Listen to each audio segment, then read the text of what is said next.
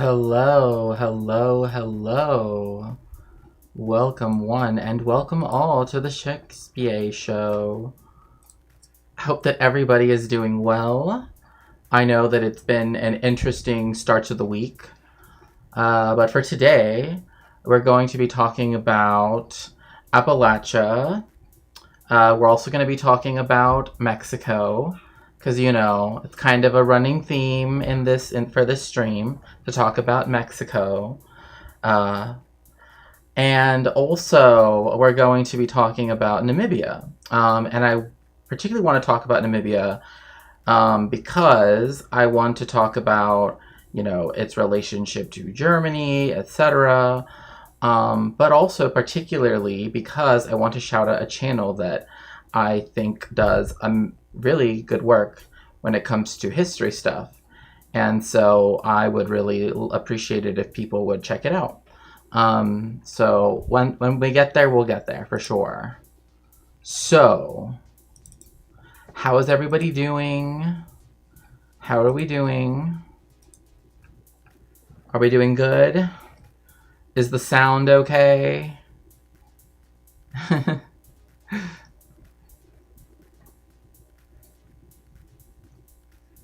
Okay. So, first I just want to say thank you to I'm doing all right. Sleepy? Sound is good? Good. I'm glad to hear it. A little bit eepy? I know. Like, I actually was thinking about streaming later, but then I was like, oh, like, usually, like, I get kind of busy later. So I was like, oh, why don't I just stream earlier, right? Like, and so I thought I would just start stream a little early. I've been, doing research and stuff, like typical. Got an interesting article, actually, that I'm currently reading through, titled Language and Nationalism, Modern Hebrew in the Zionist Project. That's just a title, Twitch, that is referring to something completely historical.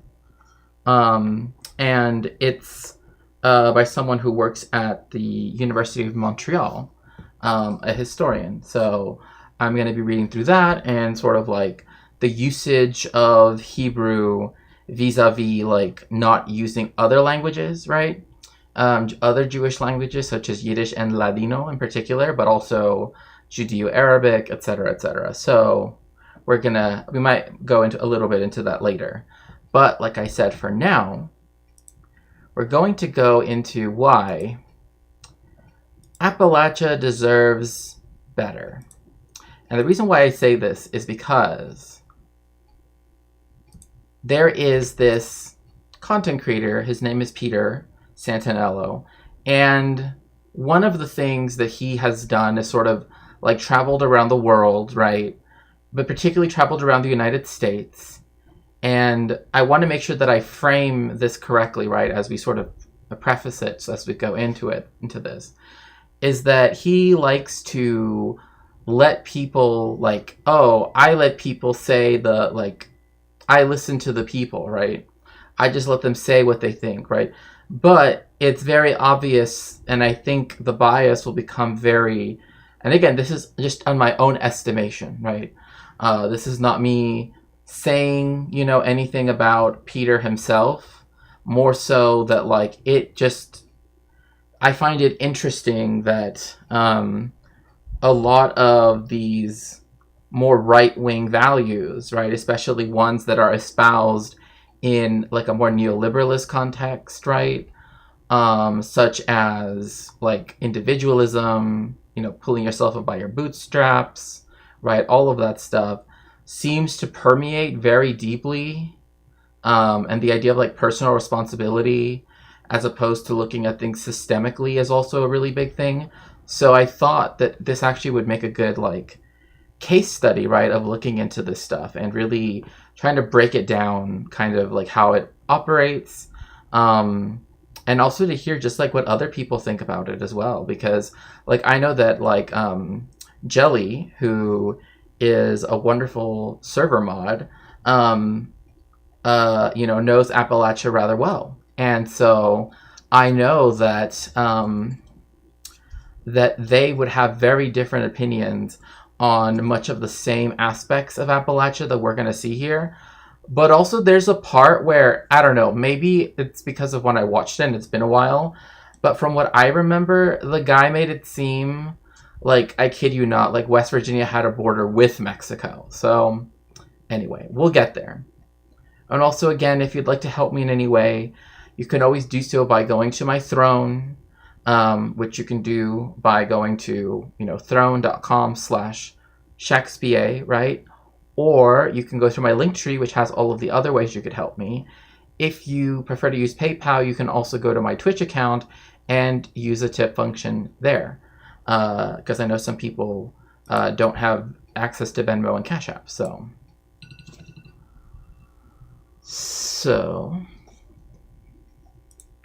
Did you have a rough upbringing? Is that why you got into drugs, or? No, I didn't. There's not a family that I... By the way, again, I'm just going to put out a quick content warning. Yes, they're talking about, like, certain substances, but, like, it's not as though they're talking about, there's no consumption of substances, right? There's none of that. It's more like the idea of, like, policing substances and trying to blame, like, particularly Mexico for the substances, right? So just to keep that in mind, right? Like, this isn't going to show any usage of substances, but it will mention substances. Tell you that I've ever seen, known of, or whatever, that it has an effect one way or another. It fuels a whole vicious cycle, and generations are birthed out of that. Legal and prescribed by authorities, so it's considered good, maybe. You don't know how bad I want to go back to it right now. Scales in the gas station. I've never seen that. A lot of bad memories up here to me. You always hear about the jails being corrupt. They are corrupt. Whatever you want, you can get it in prison.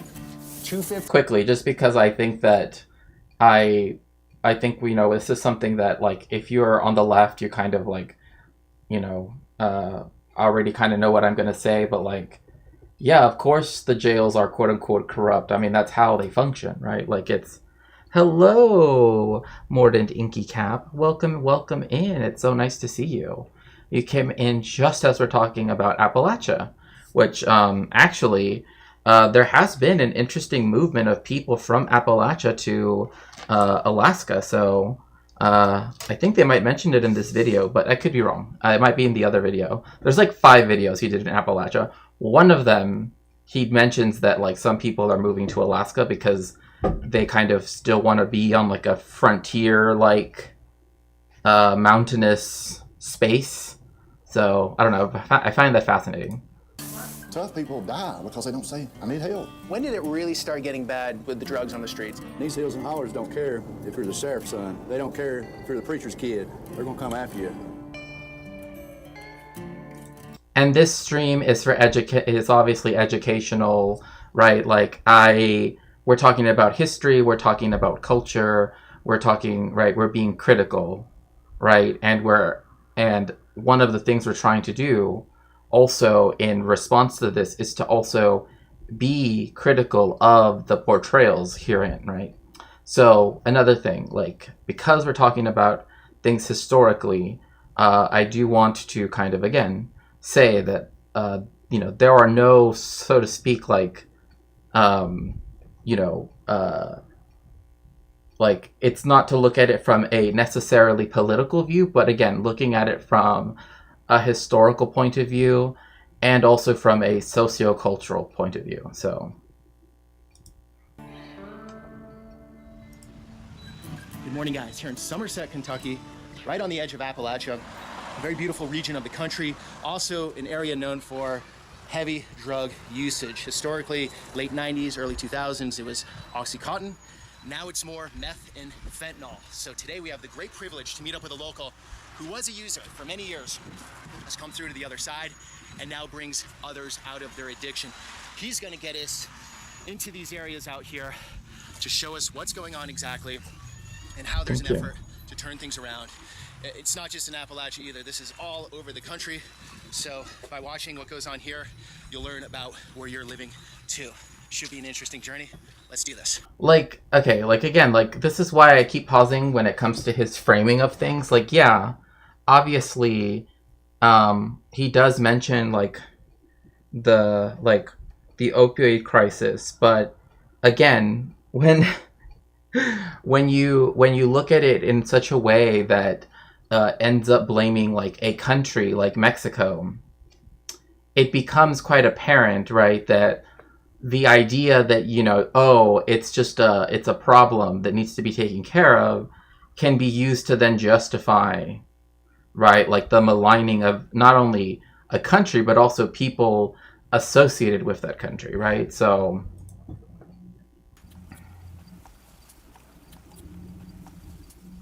Chance, you've been clean too? also it is very beautiful. I think Appalachia is a very beautiful part of the country. I just, from everything that I know about it, it's just changed so much over time in terms of like the way in which it views like people from, you know, like because of the vast shift of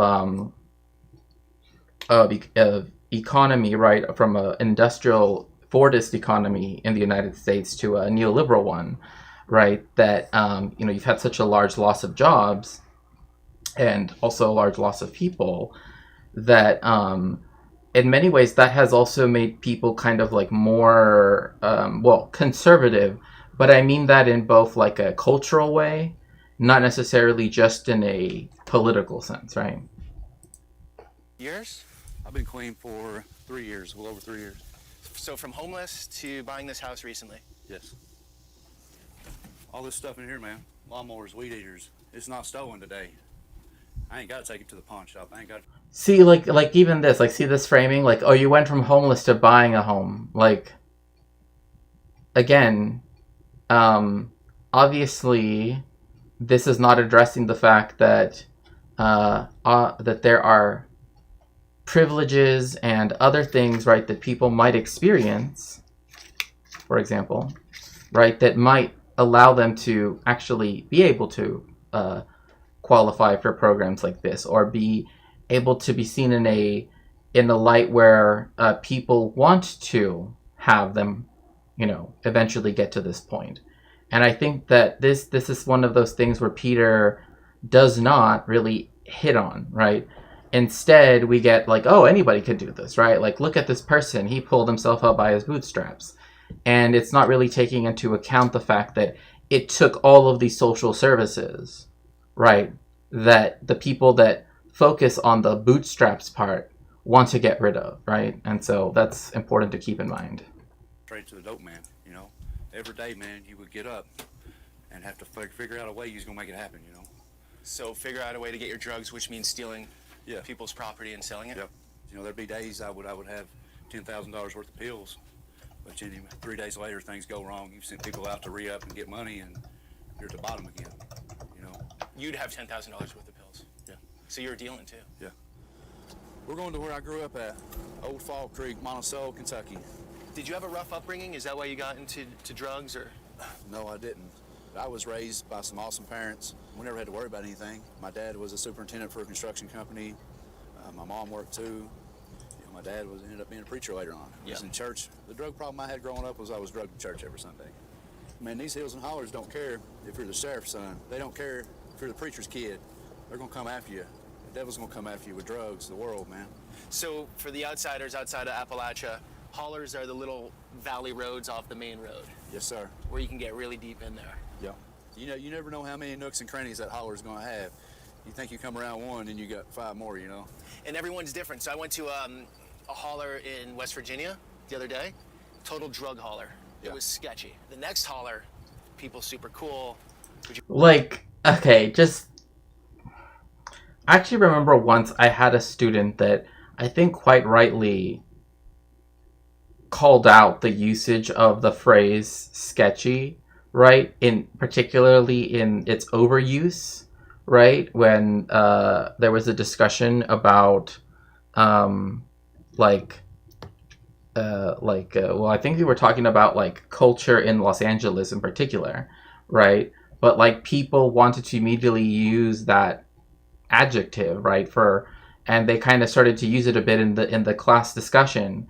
And I just remember that she said, like, can we not use that term, right? Because it it both says a lot of things, but at the same time also says nothing, right? And but just calling it a total drug hauler, like, what does that even mean? Like again, it's like, oh, this place is like everybody is condemned because of this one bad experience I had, right? Obviously, I mean, if anything, that just showcases that, again, that the need of people even extends into places. People don't use sketchy to describe white cis, like the suburbs, the quote unquote nice neighborhoods, right? So again, like, I mean, and also another thing too is Appalachia's diverse, right? Like, it's not just, right, like, white people. It's not even people that are from, like the initial English colonization of the Americas. There are lots of black folk. There's a lot of other people too, indigenous people, Mexican people, etc., right? And Latino people at large, right?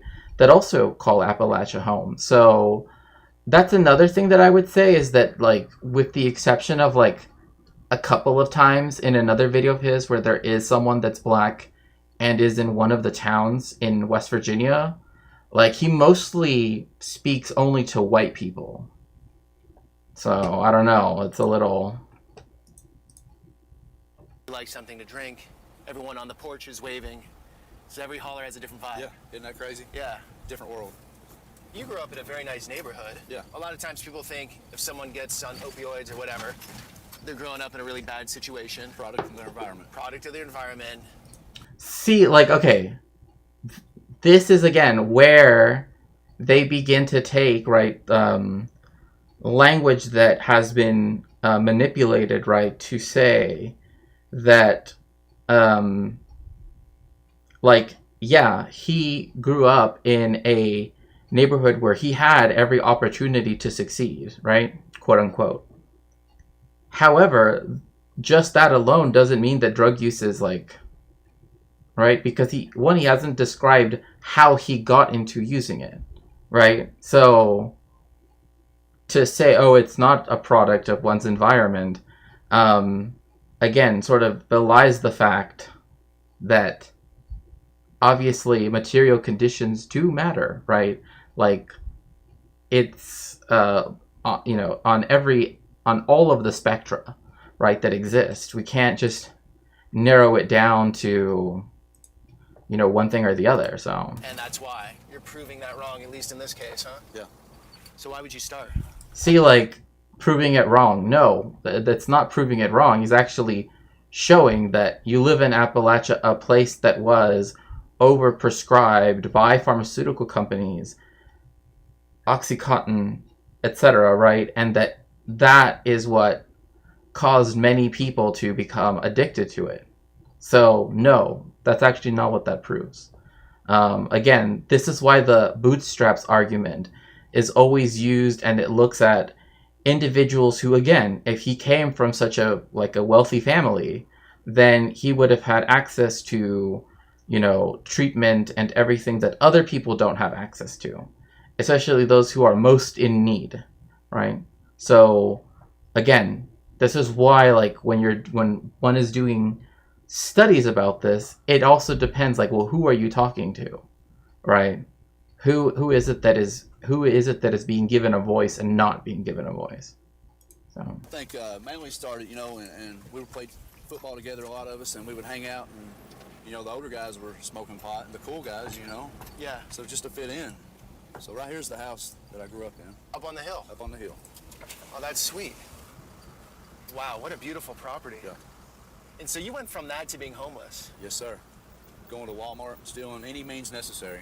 At the end, again, like, look, like when I look at this, right? Again, it's trying to say, like, oh, see, you come from a landed estate, essentially, right? Like, oh, this is like an English country house, but in America. No one would ever expect you to be the one to, right? It just plays into the stereotypes of who does, right? And it's like, this is the thing that I'm talking about, right? When it comes to framing hello, Hoot Hoot, welcome in, Daymel, when it comes to showcasing and framing, right, how people are going to be portrayed. Yeah, he might have been homeless, right? He might have been unhoused, but also, like, now that he has his own house, now that he has his own business, right? Some folks don't even start on an estate. Exactly, right? Like, he even said, right, oh, I started off doing, cannabis, right? Cannabis, right? When, like, we were bored and I was in high school, right? And, like, the football team, right? Like, obviously, even if he did go to public school here, that's going to be a quote-unquote good school, right? With lots of funding, with lots of other things that other schools don't have. Like, what he's describing is, again, the fact that he was able to consume and showcase how available it was, right? Not so much the fact that a lot of people that turn to these substances do so because of conditions that are part of their environment, right? Like, he's thinking that he's negating that, but he's not. He's actually proving the rule. But anyway. Ended up going in and stealing just to eat. This is right down the road from where you grew up. Oh yeah, I would ride my four-wheeler down here. Oh, it's beautiful. Again, like I said, Appalachia is beautiful. Like, it is a part of the country I haven't really had a chance to explore. I've been close. Like, I've been in, like, the states that, you know, kind of are around it. That is to say, like, Virginia and Maryland in particular, and also Pennsylvania. But still, I've never really had a chance to, like, go up into the Appalachian, right? Go up into Appalachia and actually, like, experience it for myself. But again, in terms of like the space, of course it's beautiful, right? And that's why, like, the people that live there, right, are very content and don't want to leave, right? And they shouldn't have to leave due to, right, the sort of the way how capitalism kind of makes us have to leave. Like, we have to go wherever the jobs are, right? And so when capital changed its mind, so to speak, in America on what it wanted to foreground, and, you know, that is to say, when America started to deindustrialize, right, to become post-industrial through imperialism, like, the answer to it isn't to just return everything back to the way it was. You can't do that. And in fact, like, one of the reasons why these, like, waterways and other natural spaces are able to now be preserved and actually are able to be clean and enough for, you know, people to swim in the water, for people to enjoy it, is precisely because, you know, this is an area that no longer engages in so much coal production, right? So, as well as other things. But When did you start using? What age? I started using 15 years old. Started smoking and drinking. I was always searching for man's approval, you know, to fit in. So I could fit in anywhere with these guys, you know, doing drugs, you know. So the circle of people you're around, if you used because they were, Yeah. you could be part of them. Yeah. And if you Right. didn't, you were out on the sidelines. Yeah, you were outcast. see, like, here he's saying that his football friends, right, that were on the team, right, they had access to this. And this isn't uncommon. Like this isn't unique, right? So, like, when he said, oh, I'm not a victim of circumstance, well, no, I mean, you're already describing that you actually are part of a group of people that are in many ways, like, given a slap on the wrist at best when it comes to being caught with these substances, right? Like underage drinking or smoking cannabis, right? So, again, still proving the rule. By yourself. Yeah.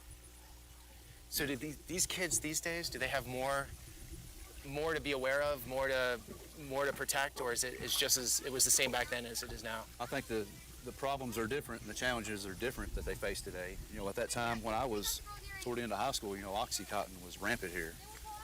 Late 90s, early 2000s? This would be the early 2000s. Yeah. You know, it was everywhere, but, you know, these kids have, drugs ain't drugs today. Everything's got fentanyl in it. You know, the challenges they are faced with is, you know... Okay, so here we go. We have the mention of the infamous fentanyl. Is that, of course, right, he's acting like they're two discrete units of, like two discrete things, right? Like almost as if they're unrelated. When we know that the reason why this fentanyl as a substance has become so popular in the United States is because of the overprescription of opioids that caused the opioid crisis in the first place, right? It's not that you had this, it ended, and now you have this new thing, right? That people are trying, and it's one, like that's not. It's contextualized within itself, right? Like, because both of them are opioids at the end of the day, right? And it's not as though, like, there aren't. And again, I might not necessarily know exactly what the name of the substances that are used in hospitals are, but like there is like a refined, right, a pure quote unquote fentanyl that is used like legally, right, by hospitals, right? From what I understand, and again, this comes from a talk that someone gave, so if I get a little bit mixed up, please feel free to correct me.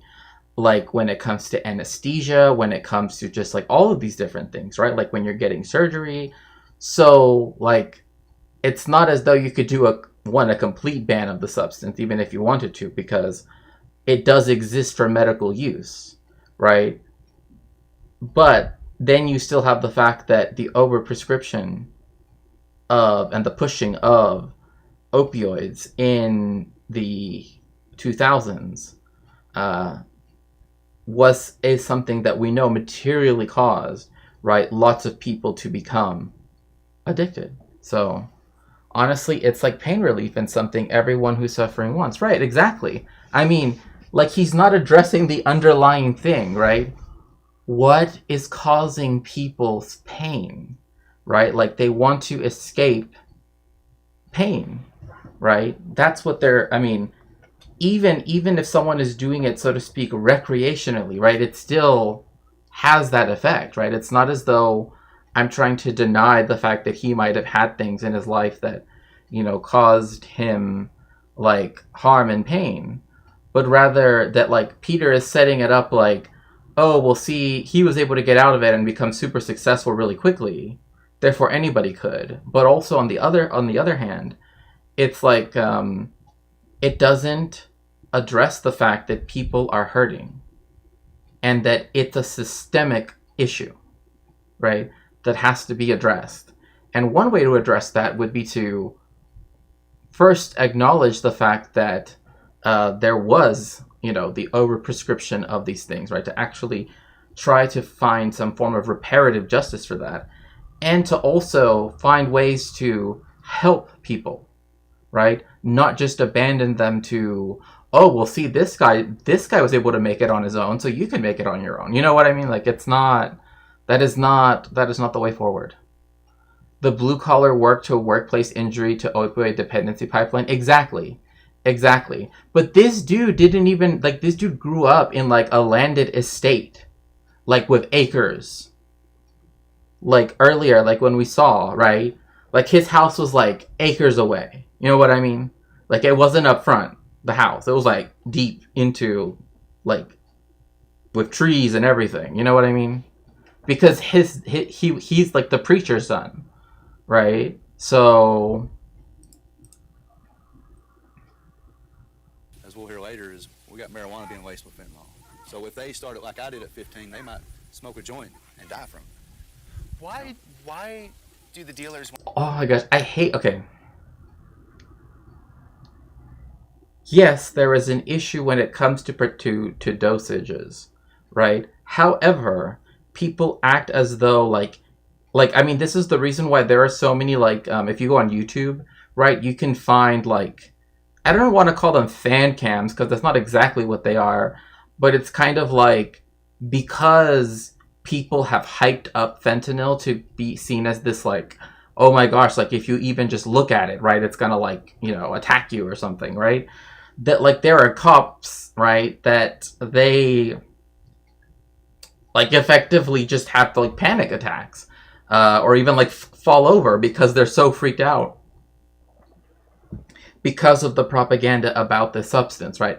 Again, not saying that it doesn't cause the harm that it can cause, but that it's being so overly sold to the point where, again, like the way how, like what he just said, he's making it sound like every baggie has, you know, that in it, right? And again, it's also acting like, yes, that is exactly what someone would do who is selling, because of course that's how you make money, by lowering the amount of people you can sell to. Like, that doesn't make any sense.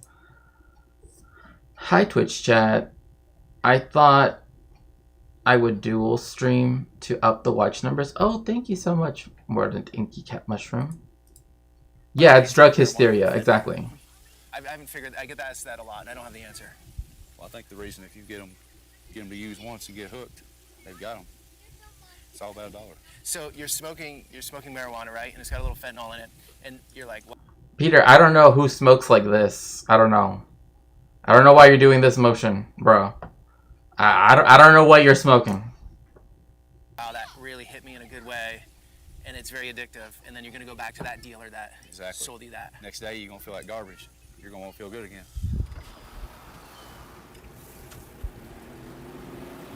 I gotta say, I'm completely surprised with Kentucky. I didn't think it would be this nice. It's stunningly beautiful. It's the parts of the state that I've seen. I mean, not only that, like, not only is it drug hysteria, but they're using the drug hysteria to justify things like invading a neutral country that literally, like, doesn't, like, that is completely imperialized by the United States, coordinates all of its security apparatus with the United States, right? And then, like, the other day, or yesterday, I think, right, like, Donald Trump said that, you know, and I don't know how serious he is about this, right?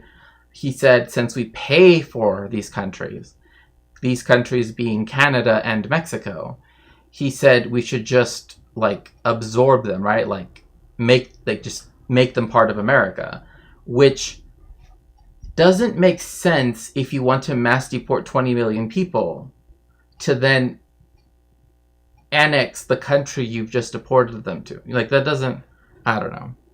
Sadly, there is a weird gender divide with pain management, where men and masked people are overprescribed meds, while women and femme people are underprescribed. All genders would benefit for physical. No, yeah, and it's also racialized too, right? Where, like, BIPOC are not seen as needing as much, like, pain relief, right, as white people are, right? Physical therapy, etc., for management. Yeah, exactly. Whereas, like, white people, they're always given, you know, like, to where we get different doses. And, like, I've met people who, like, they had to get with a double dose, quote unquote, but it really was, like, in order to get a full dose of anesthesia, because they couldn't go under, because they didn't, like, again, a lot of that racism, medical racism, is still embedded within the, you know, the practice of medicine, right? Along with the meds, exactly. Hello, welcome in, Snicky. Well, I mean, I can't right now, but it's good to see you. Peaceful, you know? Peaceful, beautiful rolling hills or mountains. Also, speaking about mountains, if you'd like to support me in some way, you can always do so by going to my Throne at throne.com/Shaxpa. Otherwise, you can do !dono that takes you to my link tree where you can find different methods to help me. Also, if you'd like to use PayPal, you can always do so by going to my Twitch page and using the tip function. Just to make sure people know. That's just like a postcard. Yeah. When I was in high school, after school, about every day, a few of us would pitch in some money. Let's see. And we would drive down this road and go buy some joints. Just marijuana? Yep. That's what it started with, though, you know. Okay, we're gonna skip a little bit because Clean town here. Yeah. From the outside looking in, you don't see none of this here. 'Cause, you know. You could drive through here. Right. You could come visit Lake Cumberland and think, man, this place is perfect. yes, Yeah, as a tourist, I would just come through and say, what a nice little town. Yeah. That's a great place to raise a family. Nice little sleepy town. Probably, doesn't have many of the problems of the cities. Yeah. and yes, together we can move mountains one Twitch sub at a time. Again, if you would like to get out of the ad break, you're more than free to, of course, subscribe to me on Twitch for $5.99, I think, for $6, or free if you have a Twitch Prime, where you are given, if you connect your Prime account, your Amazon Prime account to your Twitch account, you're given one free subscription, which you can use for your favorite streamer, which that might be me. You're saying no. But you got to get in that underbelly. It's here. You see this little white building over here with the windows boarded up? Oh, okay, way down there? Yep. Used to go up there and hang out in an apartment and shoot dope right here downtown. So you basically had a trap apartment, and in the same parking lot on the back side is the sheriff's department. I've been booked in this. Doesn't that say that says so much right there? That says so much.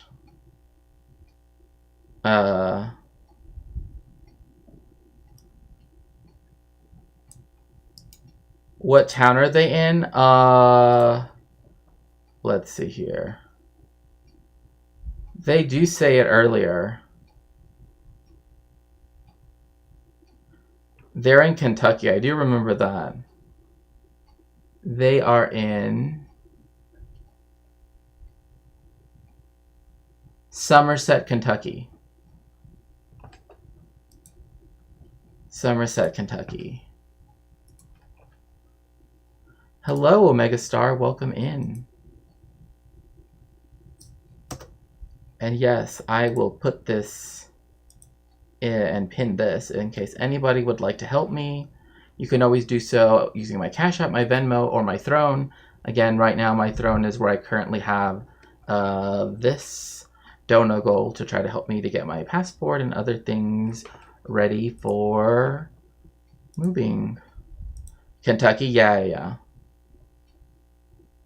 But yeah, the Dono goal would be up here, and the sub goal would be down here. So, going back to our exploration of Kentucky. Played several times. I used to sell them there. Like, oh, it doesn't say sheriff of where, but I mean, it does say Kentucky. They're sheriff's cruisers. Then ended up riding in the back of these. Yeah, Commonwealth of Kentucky, Wayne County. But today, I get an invitation to come sit in the sheriff's office and talk to him. See, like, this is again where the fact that he was raised and in a life of relative privilege, right, and was able to get the help that he needed, now affords him a position where he can consult with the sheriff, right? Like, it's not just like the sheriff speaks with all people that, were trying to recover from addiction, right? About the hope we have and what our community is dealing with. He obviously has some good insight of what's going on. So. Absolutely. Okay, yeah. Well, thanks for taking the time because you always have interesting perspectives. Sheriffs do. Oops. And unlike most law enforcement, you can speak openly, which is very refreshing, especially in these times. So the overreaching question is, what's going on? Look, like, I gotta say, like, when he likes to say, I let people speak openly, which is true, right? Yeah, the flag truck, right? But, right, then he knows what response he's gonna get from the sheriff from the county sheriff, right? Like, it's not a surprise what we're about to hear, right? So like this, like, oh, you get to speak freely, right? It's like saying as if what he's going to say isn't what any other cop would say as well, right? Like, that's another thing with his framing, with Peter's framing, is that I lived there for a bit. Ooh, everything in Kentucky is counties instead of towns and cities. Ah, okay. Interesting. Currently with the I mean, I've never visited. I've wanted to go, right? Like, I mean, I've always wanted to visit pretty, all over the place, all over North America. I mean, just the whole world, really. But I've wanted to visit all 50 states. But yeah, I've never been able to make it to, like, Kentucky, Tennessee, West Virginia, right? Like, places I want to visit, right? But I just haven't had the chance yet. situation in the county. Well, this is, our county is probably just like any other county in Appalachia, Kentucky. The drug problem is just, it's astronomical everywhere you turn. Used to the drug problem back when I was growing up was marijuana. Okay. I mean, again, that's just because they criminalized it. They criminalized it after they decriminalized alcohol. Just because, like, once they created the, like, DEA, or I believe it was the DEA, then they undid, they passed the 21st Amendment, I believe is what it is, right? Which ended prohibition. And, they were like, well, what do we do now? Because the whole thing was, to police, the use of substance. Yes, Nikki, if you want to post it in the Discord, I'd be more than happy to see it. Because we do have, like, a creative writing channel. But I'm not surprised that this sheriff sounds the way how he does. Now, let me tell you about this county here in Kentucky. Ever since 1865, we've been working on a project, like... It's basically a thing of the past. Sure, there's still marijuana around. Sure. But the biggest problem we have now is either Wayne County is methamphetamines. But we also have the fentanyl, the heroin, pills, whatever, the opiates, whatever. It's all here. But Wayne County's drug of choice is actually methamphetamines. Okay, so fentanyl hasn't taken over here. Some. Yeah, it's Okay. here. It's Okay. here. We find it quite often. Just not in the volume we find meth. Okay. I mean, again, this is where, right, where we are not looking at the underlying problems, right? Why is it that people feel like they need to take these substances, right? Because we know, right, for people that take dextroamphetamine salts, otherwise known as Adderall, right, they do that to be more productive, right? Like, at least in the sense of people with ADHD or ADD often take that medicine, right, because, right, they want to have focus, right? So, like, we need to also look at why is it that people feel like they need to take these substances, right? In the same way that people take substances to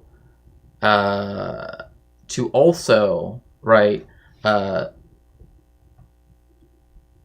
like when they're on vacation, so to speak, right? That's when you get to see a different variety of drugs being used. But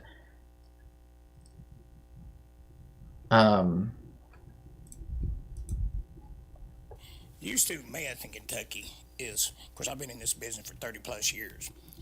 It was always, the meth was homemade. They call it bottled dope, what have you. Okay. That's basically a thing in the past. It's a rarity we ever find. This guy has so many, like, one, he has the buttons, right? Like, gold buttons. The stars. This thing here, right? The stuff up here, these patches, this badge thing, and then a little mini badge and another button. Like, my goodness. Like, like you talk about the militarization of the police force. It's like he wants to be like an 18th century, like, Welsh grenadier or something. Not a meth lab. There's no Walter White Breaking Bad out in the trailer parks. No. Okay. I'm actually glad that you brought up Walter White, because this is, and Breaking Bad, because The Sopranos, right, Breaking Bad, right, many of these shows, right, what they do is that essentially they showcase how when white people commit crimes, right, they are seen as heroic, anti-heroic, right? They are given a positive light. They are given a depth of character, right? Whereas shows like Narcos and other such shows, right, don't do that with like Latinx people, right? Instead it portrays us as being one-dimensional, right? And I think that meth has similar effects. I've seen people take it and then hyperfixate on something like taking apart our door hinges in their house and clean them. Well, right. I mean, that's what I'm saying, you know? Like, if you can't access, right, the, like, legally prescribed thing, then there's a good chance that you might go for an alternative, right? And try to use that, right, to try to get the same effect, right? Because, again, like, now people have to work more, right? More than ever.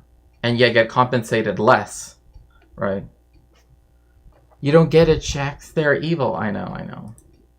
But, like, again, like with Walter White and with, like, The Sopranos, right? And with other shows that show white people committing crime, it's always making them seem like, oh, see, they had a reason to do it, right? They had good intentions. They aren't, right? They make you identify with that person.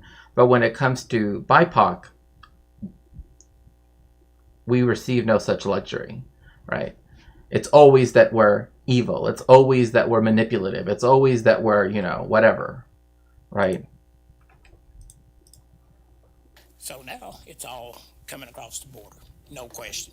It's all high quality, and there's no end to it. I mean, when I first went into office, which had been in... Like, this is the part where, again, maybe because, like, when I heard it, I was like, coming across which border, right? Which, of course, he means the Mexican border. But West Virginia is nowhere near the Mexican border. And I'm like, it becomes the fact that, like, ideologically speaking, the border is like this specter that is haunting the United States, right? A specter is haunting America, the specter of the border, right?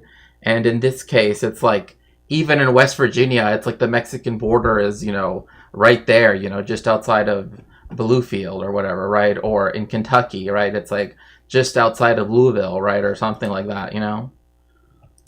Also hilarious is that the premise of Breaking Bad is that a man can't afford American healthcare, so he decides to cook industrial quantities of this. Oh, yeah, exactly. 2015, January 2015, to buy methamphetamines undercover was cost us anywhere from about $22,000 at best, $2,200. Today, we can go out and buy it for $250. High quality methamphetamines. That's how it's flooded in America, especially here for us. So the cartels have full control of what's going on? Oh, absolutely. It's all... See, like, bro, you're in Kentucky.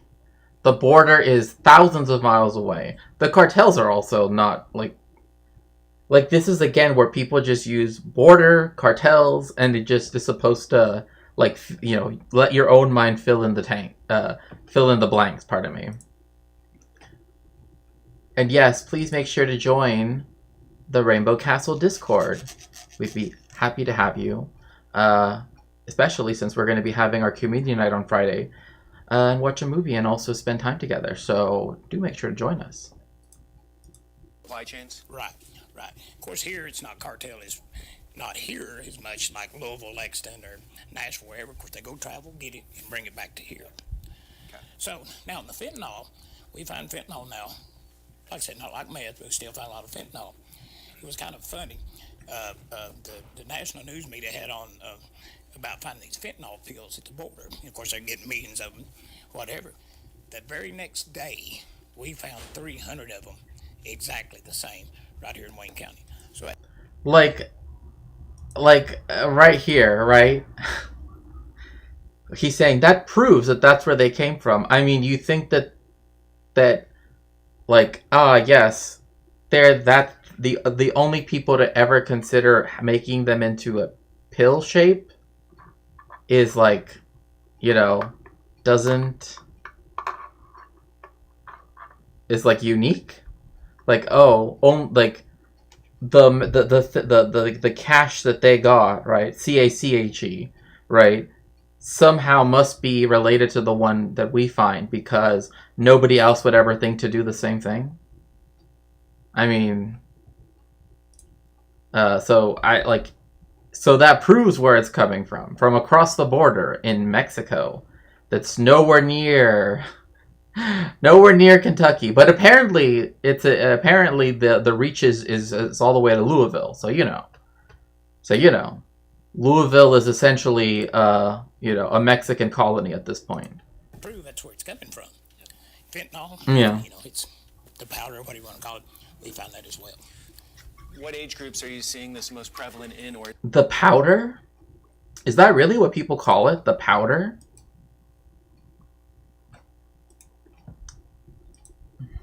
is it everybody, or more younger people now, or more older people, or how's it working? Oh, excuse me. It's all ages. It's scary, of course. It's babies. It's newborns. It's literally in the womb. No,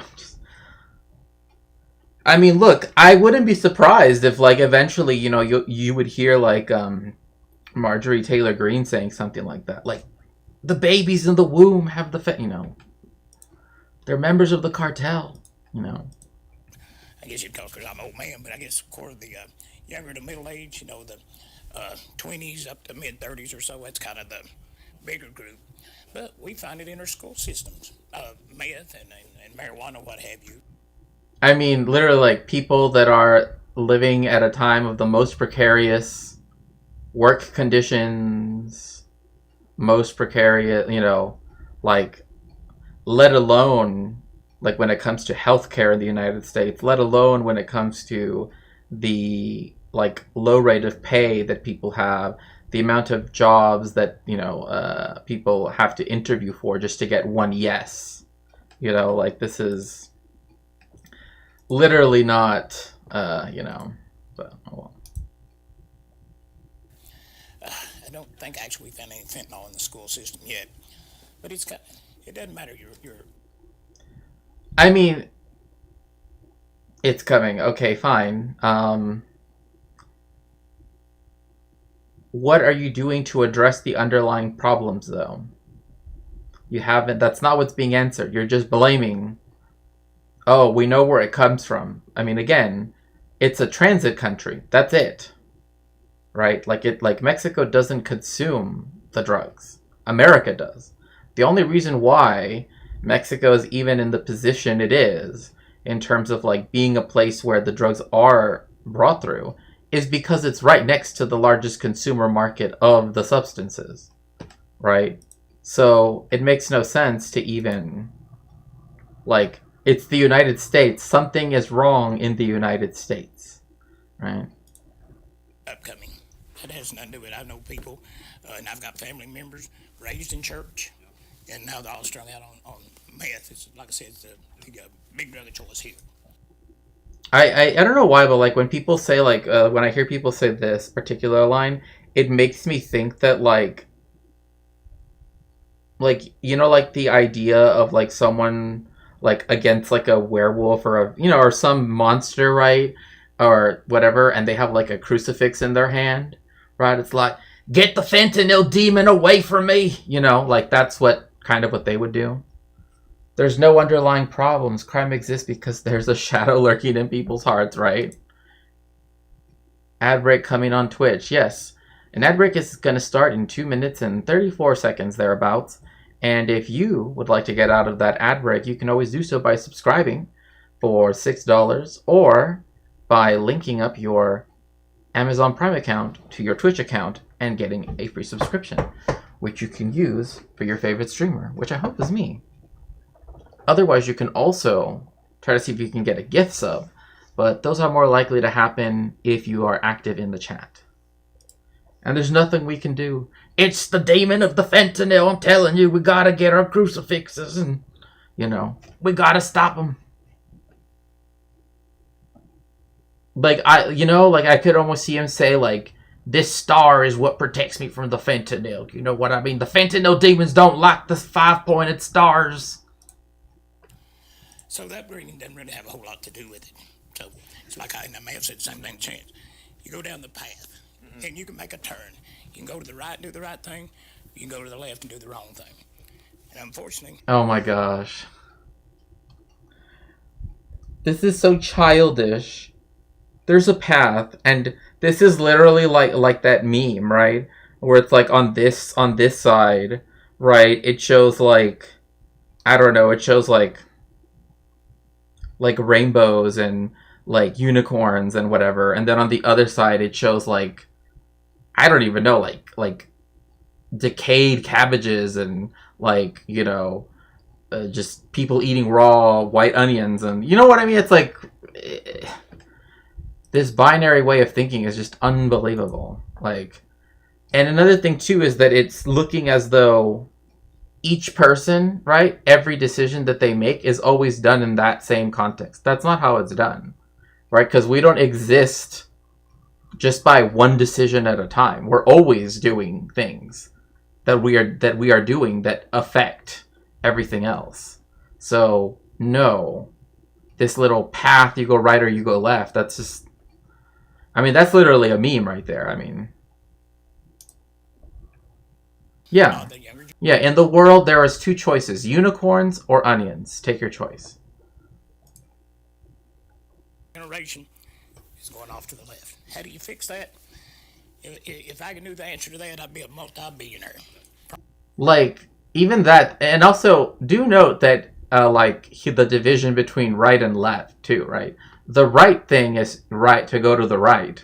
The wrong thing is to go to the left, right? Which, of course, has a history, right? Where, like, the word sinister, right, comes from the fact that in Latin, and even in Italian, right, the word for left is sinistra, right? Which means the left, right? Sinister, right? But also the fact that, again, the left, even in a socio-cultural context, right, it also refers to a type of politic, right? And also a general understanding of politics, right? So yes, that is the division of the world according to this man. Unicorns or eating raw onions, like apples. You know. But again, this doesn't change any of the underlying problems. Like he's saying, eventually it will reach schools, right? Well, I mean, one, that's very defeatist, but also two, that means that for you, right, you're already saying, like, you're already condemning people to taking those substances, right?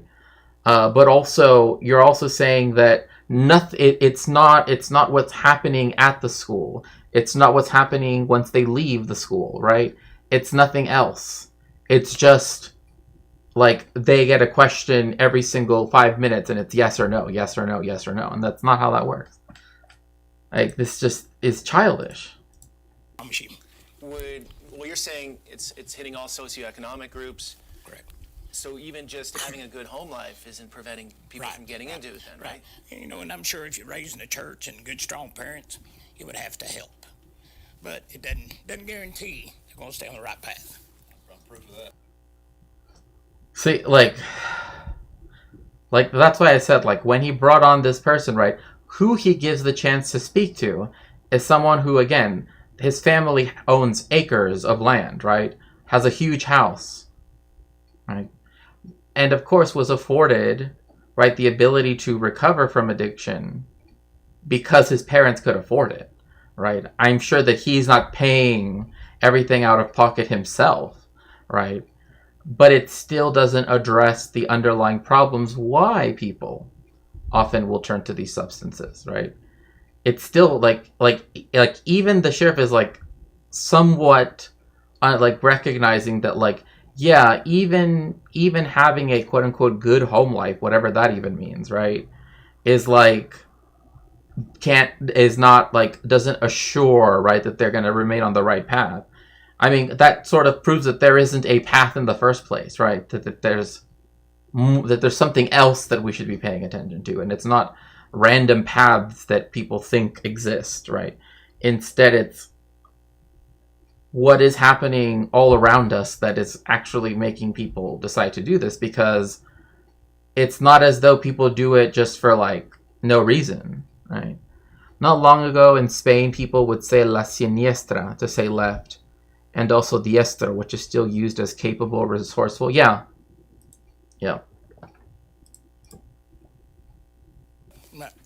Here's one thing to realize here in Appalachia. In a previous job I had, I worked all over eastern Kentucky. There's not a family that I can tell you that I've ever seen, known of, or whatever, that it hasn't affected one way or another. Now, it may not be your son or your daughter, your mother, your father, but it's a nephew or a niece, cousin, whatever. Every family is affected by it. 85. Again, doesn't that speak to the fact that it's a larger problem than just a binary choice? Right? Like, you wouldn't have widespread usage of a thing, right, if there was no reason to use the thing. Like, that's why I hate the framing of this as just like individual choice, quote unquote. Because that's not how, that is not even how the economy operates, right? So, 90%. Although it likes to pretend it does, right, to enforce, different aspects of capital, but like supply side economics by definition doesn't think about people on an individual level. It thinks of them as consumer groups in the first place. So, already it likes to tell people to think of themselves in an individual manner, but thing we deal with has to do related somehow or another to drugs here in Wayne County. Whether it's thefts, domestics, child abuse, drugs, of course, whatever. I guarantee it's that big of a percentage. It all comes back to drugs. Yes. Again, then this speaks to a larger problem, not just like that substance. Because the whole point is, like, this whole conversation, first there was this substance, now it's no longer the main substance. Then there was this substance, now it's no longer the main substance. Now there's this substance, now it is the main substance, right? And it's behind 80 to 90% of blah, blah, blah. It doesn't seem to be the substances that, you know what I mean? It's like the focus on the substance is what's so strange. It's just, it doesn't even make sense at this point. Absolutely. Okay, so why does Appalachia, I mean, it's everywhere, but it seems like Appalachia historically has been hit harder, where more of the population has fallen into drugs? Well, excuse me, I think one of the big things is, and Chance can probably say yes, you're right or I'm wrong, but there's just not a lot for a younger generation to do when they're growing up. These school kids, there's just not a lot for them to do. Even like when you get out of school, 18 to 25 or whatever, what they got here to do? They have nothing, unfortunately.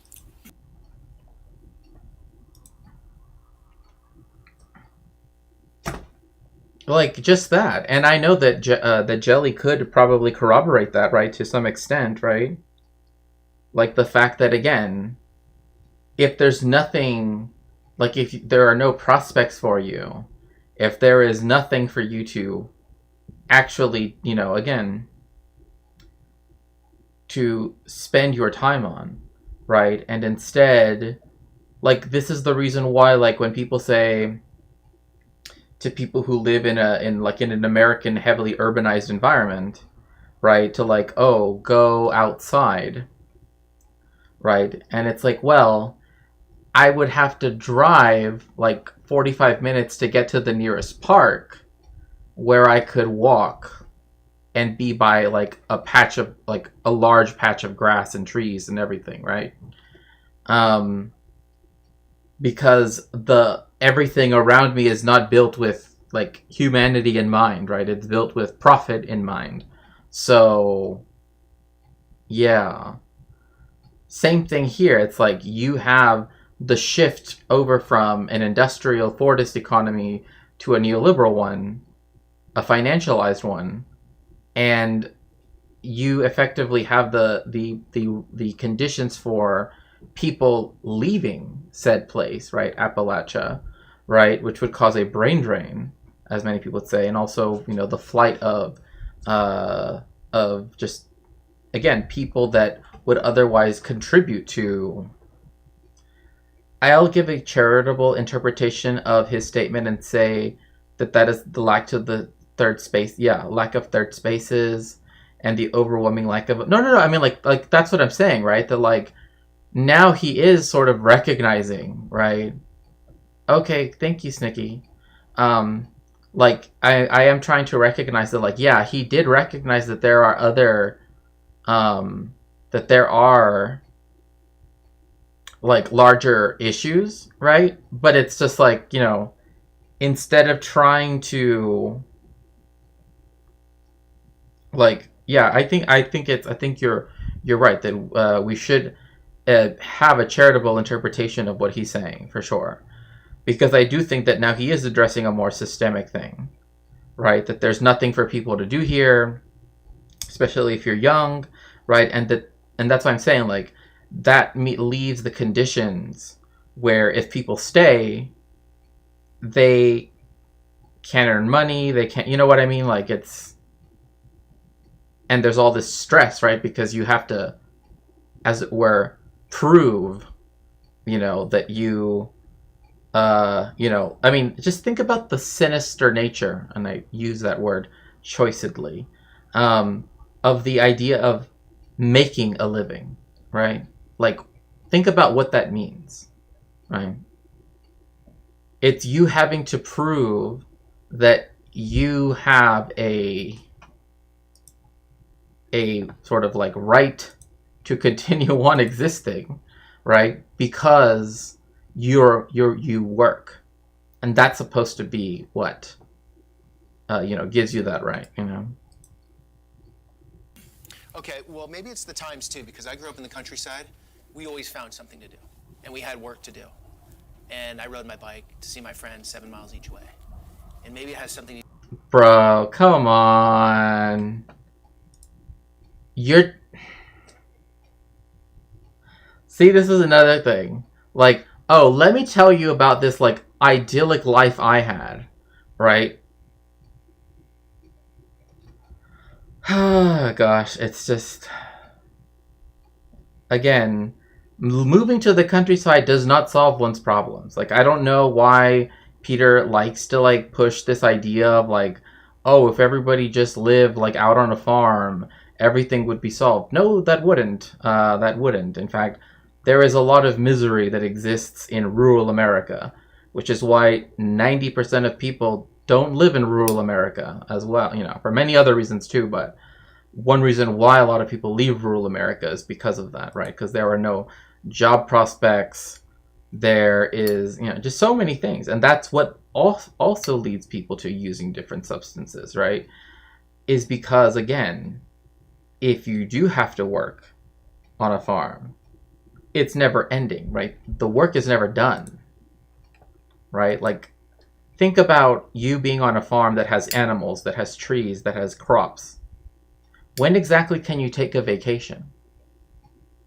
You know what I mean? Like, if you really think about it, right? Like, you can't just, oh, I'm going to be gone for a month, you know? Because who's going to water the crops? Who's going to take care of the animals? Who's going to, you know? do with the times too. Well, and I agree with that. You know, kids nowadays, how many kids you actually see out riding a bicycle these days? You know, they're all inside playing the video games. You know, and it may play a part. And again, this is another point. Yeah, there's a lack of third spaces, but also there are all of these policies in all, you know, cities, towns, etc., right? That are actively hostile, right, to riding around on your bike, to spending time, right, like sitting in the park, right, like anti-loitering laws, right, you know, etc., right? Some of which are newer, right, but also with the idea of the concept of like hostile urban design, right, also exacerbate a lot of those problems, right? Because again, if the town that you're going to, right, is the only place that has any density and everything else is very spread out, and you can't just hang out in places, right? Because I've seen signs in restaurants that say no loitering, right? Like maximum time, you know, that you can sit down at a table is 30 minutes, right? And I'm sure we can see that that is kind of like not good, right? I don't know. Maybe I'm wrong on that, but like that also contributes to the fact that like everything that we do in the United States is always like timed and cut short, and it's always about getting you back to work, or stuff like that. You know what I mean? Part in it. But like I said, when I was growing up, we always had something to do. We were riding bicycles or playing basketball or whatever. Not that we had gymnasiums to go to or bowling alleys, whatever. But we always had things that we did. But I think a big part now, they're sitting inside. But why? Like this is the thing, right? Like it's acting like video games are like a brand new phenomenon, which they're not, right? Another thing is it's still not answering. And again, maybe this is because, right, like to him, right, to the sheriff, the idea, yes, an ad break is incoming in 3 minutes and 44 seconds. If you'd like to get out of that ad break, make sure to subscribe for $6 a month or for free using your Twitch Prime account. So, like, the lack of the third spaces, I think, is a good point, Jelly. And I think that also, just the fact that, again, like, even saying this, like, well, we could do this, well, we could do that. How many of those things are available now, right? Because of the fact that so many towns have, effectively lost their, like, downtown area, right? You know what I mean?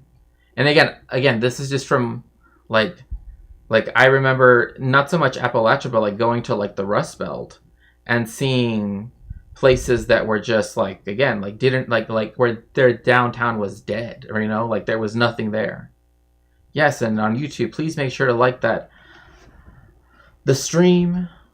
Every like counts. Also, do make sure to subscribe if you haven't already. I appreciate it. Games and social media. So what I'm doing. What you're doing. But there's a positive to that and there's a negative to that. Sure. I just wish there was somebody could figure this out and get a stop to it. I mean, I know it'll never happen, but surely there's some way to slow it down or do something. We basically arrest them daily to do something with illegal narcotics.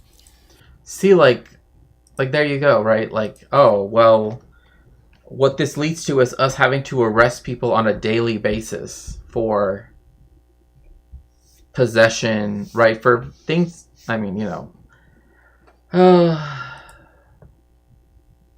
again, like, considering he's talking about people just consuming, right? Typically, those would be possession charges. Or possibly the max would be, well, depending, possession with intent to distribute. I just hope and pray someday we can say it's a rarity that we do that. It's not about, and a lot of people don't understand, at least my perspective, and I know a lot of my deputies are the same way. It's not about putting somebody in jail. And I had a discussion with the circuit judge the other day. Yeah. It's getting people on the right path, doing the right things, and not destroying their lives.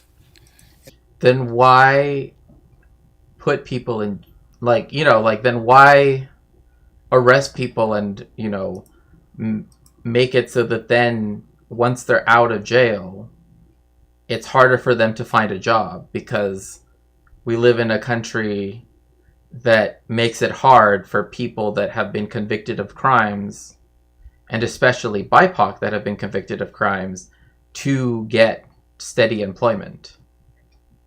That's why I like this whole right path stuff. It's like it's very contingent on so many other things that, like, I'm glad that he recognizes some of the fact that there are no longer third spaces, but like and that there's no longer the sense of community, right? There's more alienation. But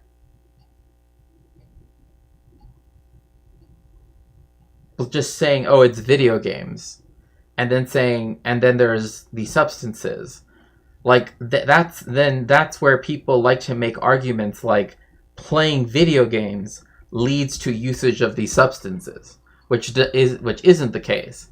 But like and again, trying to take what his point charitably, right? As Jelly sort of mentioned earlier, right? Like, is it easy for people, like, is there public transit for people to make it into town? Are there spaces where young people can go and not be harassed by the police or be accused of loitering? Or, you know, a place where they don't have to spend money necessarily, right, to spend time together, right? Same thing with everything else, right? Because this is something I did read about, the idea of the exurb, right? Which is like, so there's like the city, right? Then there are the suburbs. And then beyond that, there are the exurbs, right? It's part of urban sprawl, right? And an interesting thing about the exurbs is that because they're so far away, right? And they're kind of in this point where beyond them, you would reach kind of like a more rural area, that like one of the, like, that's actually the part of America, right? That is to say, in terms of like where people live, where like the big churches, right? Like the evangelical churches are able to get tons of people to join, right? Because there are no third spaces, right? Except for places like Walmart, you know, hardware stores, right? Like places you have to purchase something to be in, right? The stores. So that then those churches become the only social space. And so they begin to cater to that by having like a coffee shop, or by having, you know, and like that's actually where a lot of their evangelization and recruiting and stuff like that happens in exurbs, because there they essentially have a population of people that have no third spaces, that have nothing really, don't really have anywhere to go. And so they become the place where you can go, right? Where everybody knows your name. That's what we work for. Like Chance's story. Right, absolutely. Miracle. He went down to the bottom, he came out, now helping others. Right, right. So we need more of that. Absolutely. But you do see all these factors at play, whether that be social media or the drugs. Everything is sort of coming together to weaken our youth, weaken society. Right. I agree. This isn't helping. Yes, this is the reason why places like libraries are important. Yes. And this is also the reason why,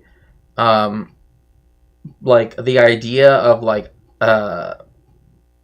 pushing the unhoused out of cities and trying to have them out of sight, out of mind, and having them in tent camps. Which, by the way, the place in history, in 20th century history, that was called a tent camp? Bergen-Belsen concentration camp. I'm not even joking. Like where Anne Frank and her sister were at, that was called the tent camp. So, just so we, you know. But anyway, not to make any other allusions here, but like the plan to either imprison or to concentrate in camps the unhoused is not the solution to any of the problems, right? Like libraries are actually one of the few spaces where the unhoused are able to, for example, use the restroom. I mean, really think about that, right?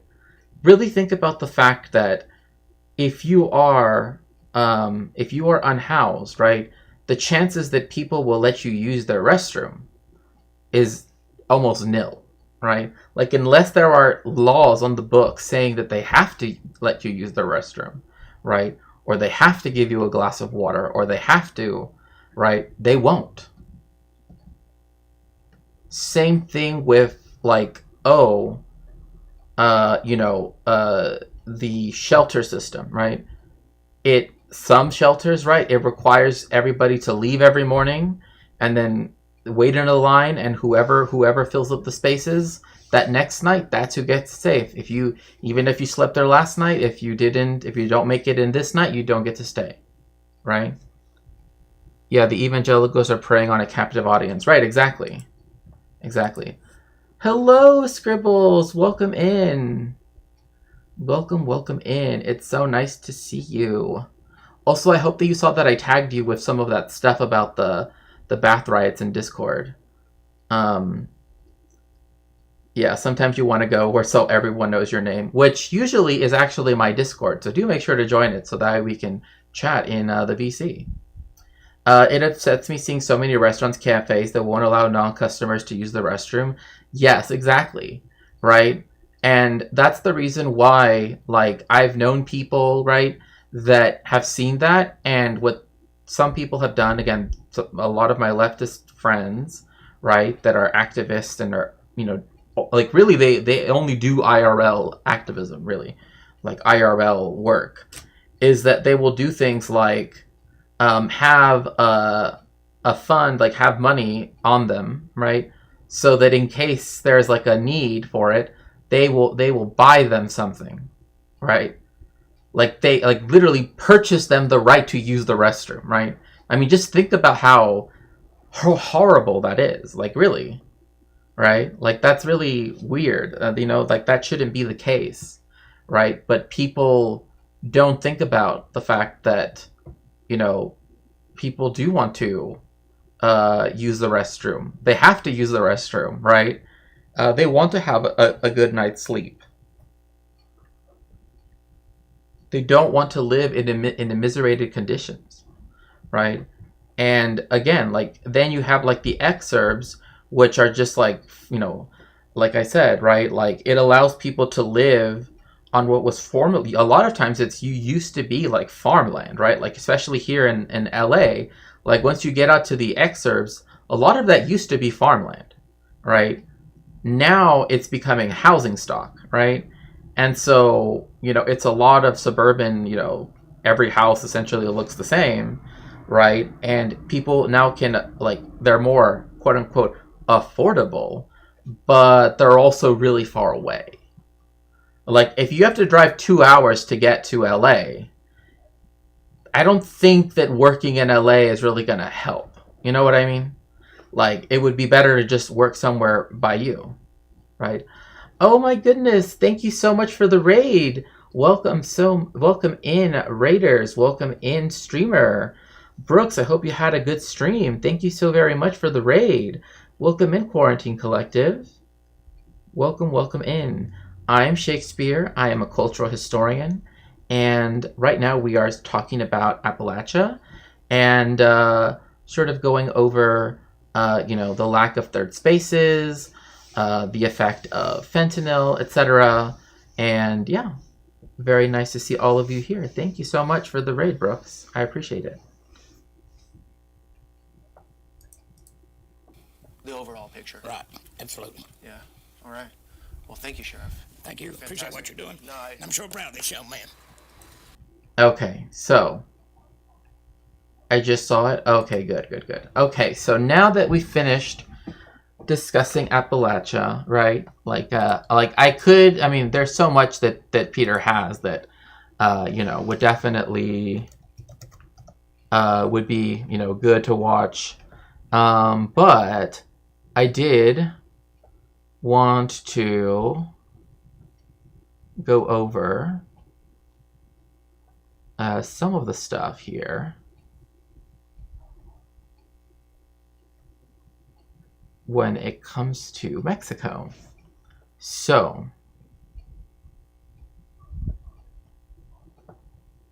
let's see here.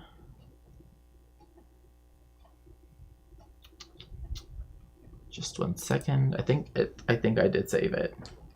But anyways, how are we doing, chat? How are we doing? The messed up thing is that in order to receive a lot of government services, you need at least... Yeah, exactly. Exactly, which is just... Honestly, it's unconscionable for me to really think that, like, there are so many things in the way of people being able to actually, you know, access something as simple as, you know, one, the restroom, but even, you know, just like other stuff, you know, like even basic services that they need, right? It requires them to, you know, quote unquote, have property, right? Or live somewhere, quote unquote, right? And so it becomes kind of a weird situation for sure. So let's see if I can find the episode that I was looking for. Okay. I just want to make sure I have the video in English because I have it I found it in Spanish, but I want to make sure I have the one in English really quickly. Is that one I have to translate? Well, I mean, I could, but you know what I mean.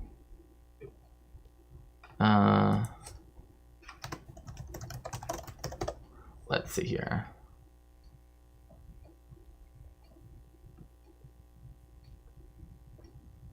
Okay. Here we go.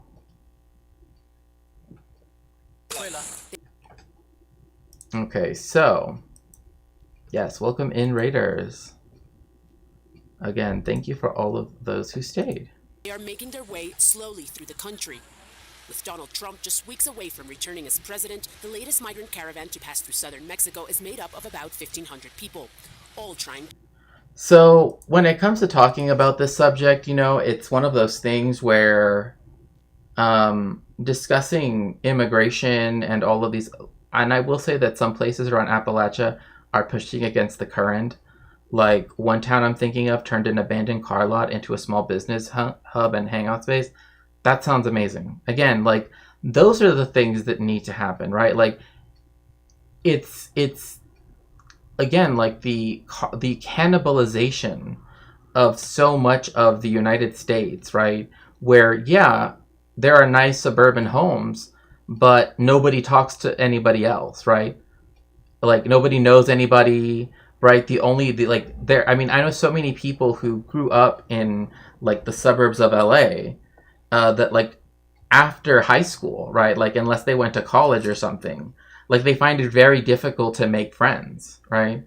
And I sympathize with that, you know, on a great deal, because it's not as though like there are many places outside of say your work, right, where you possibly could make friends, right? So like, and that again makes people feel rather, you know, unhappy, right? Because then you have to contend with the fact that you know, you can't just you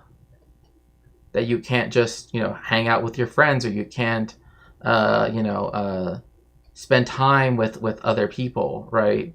So oh, okay, I think I found it. Well, after we hear about the caravan anyway. Jurisdictions.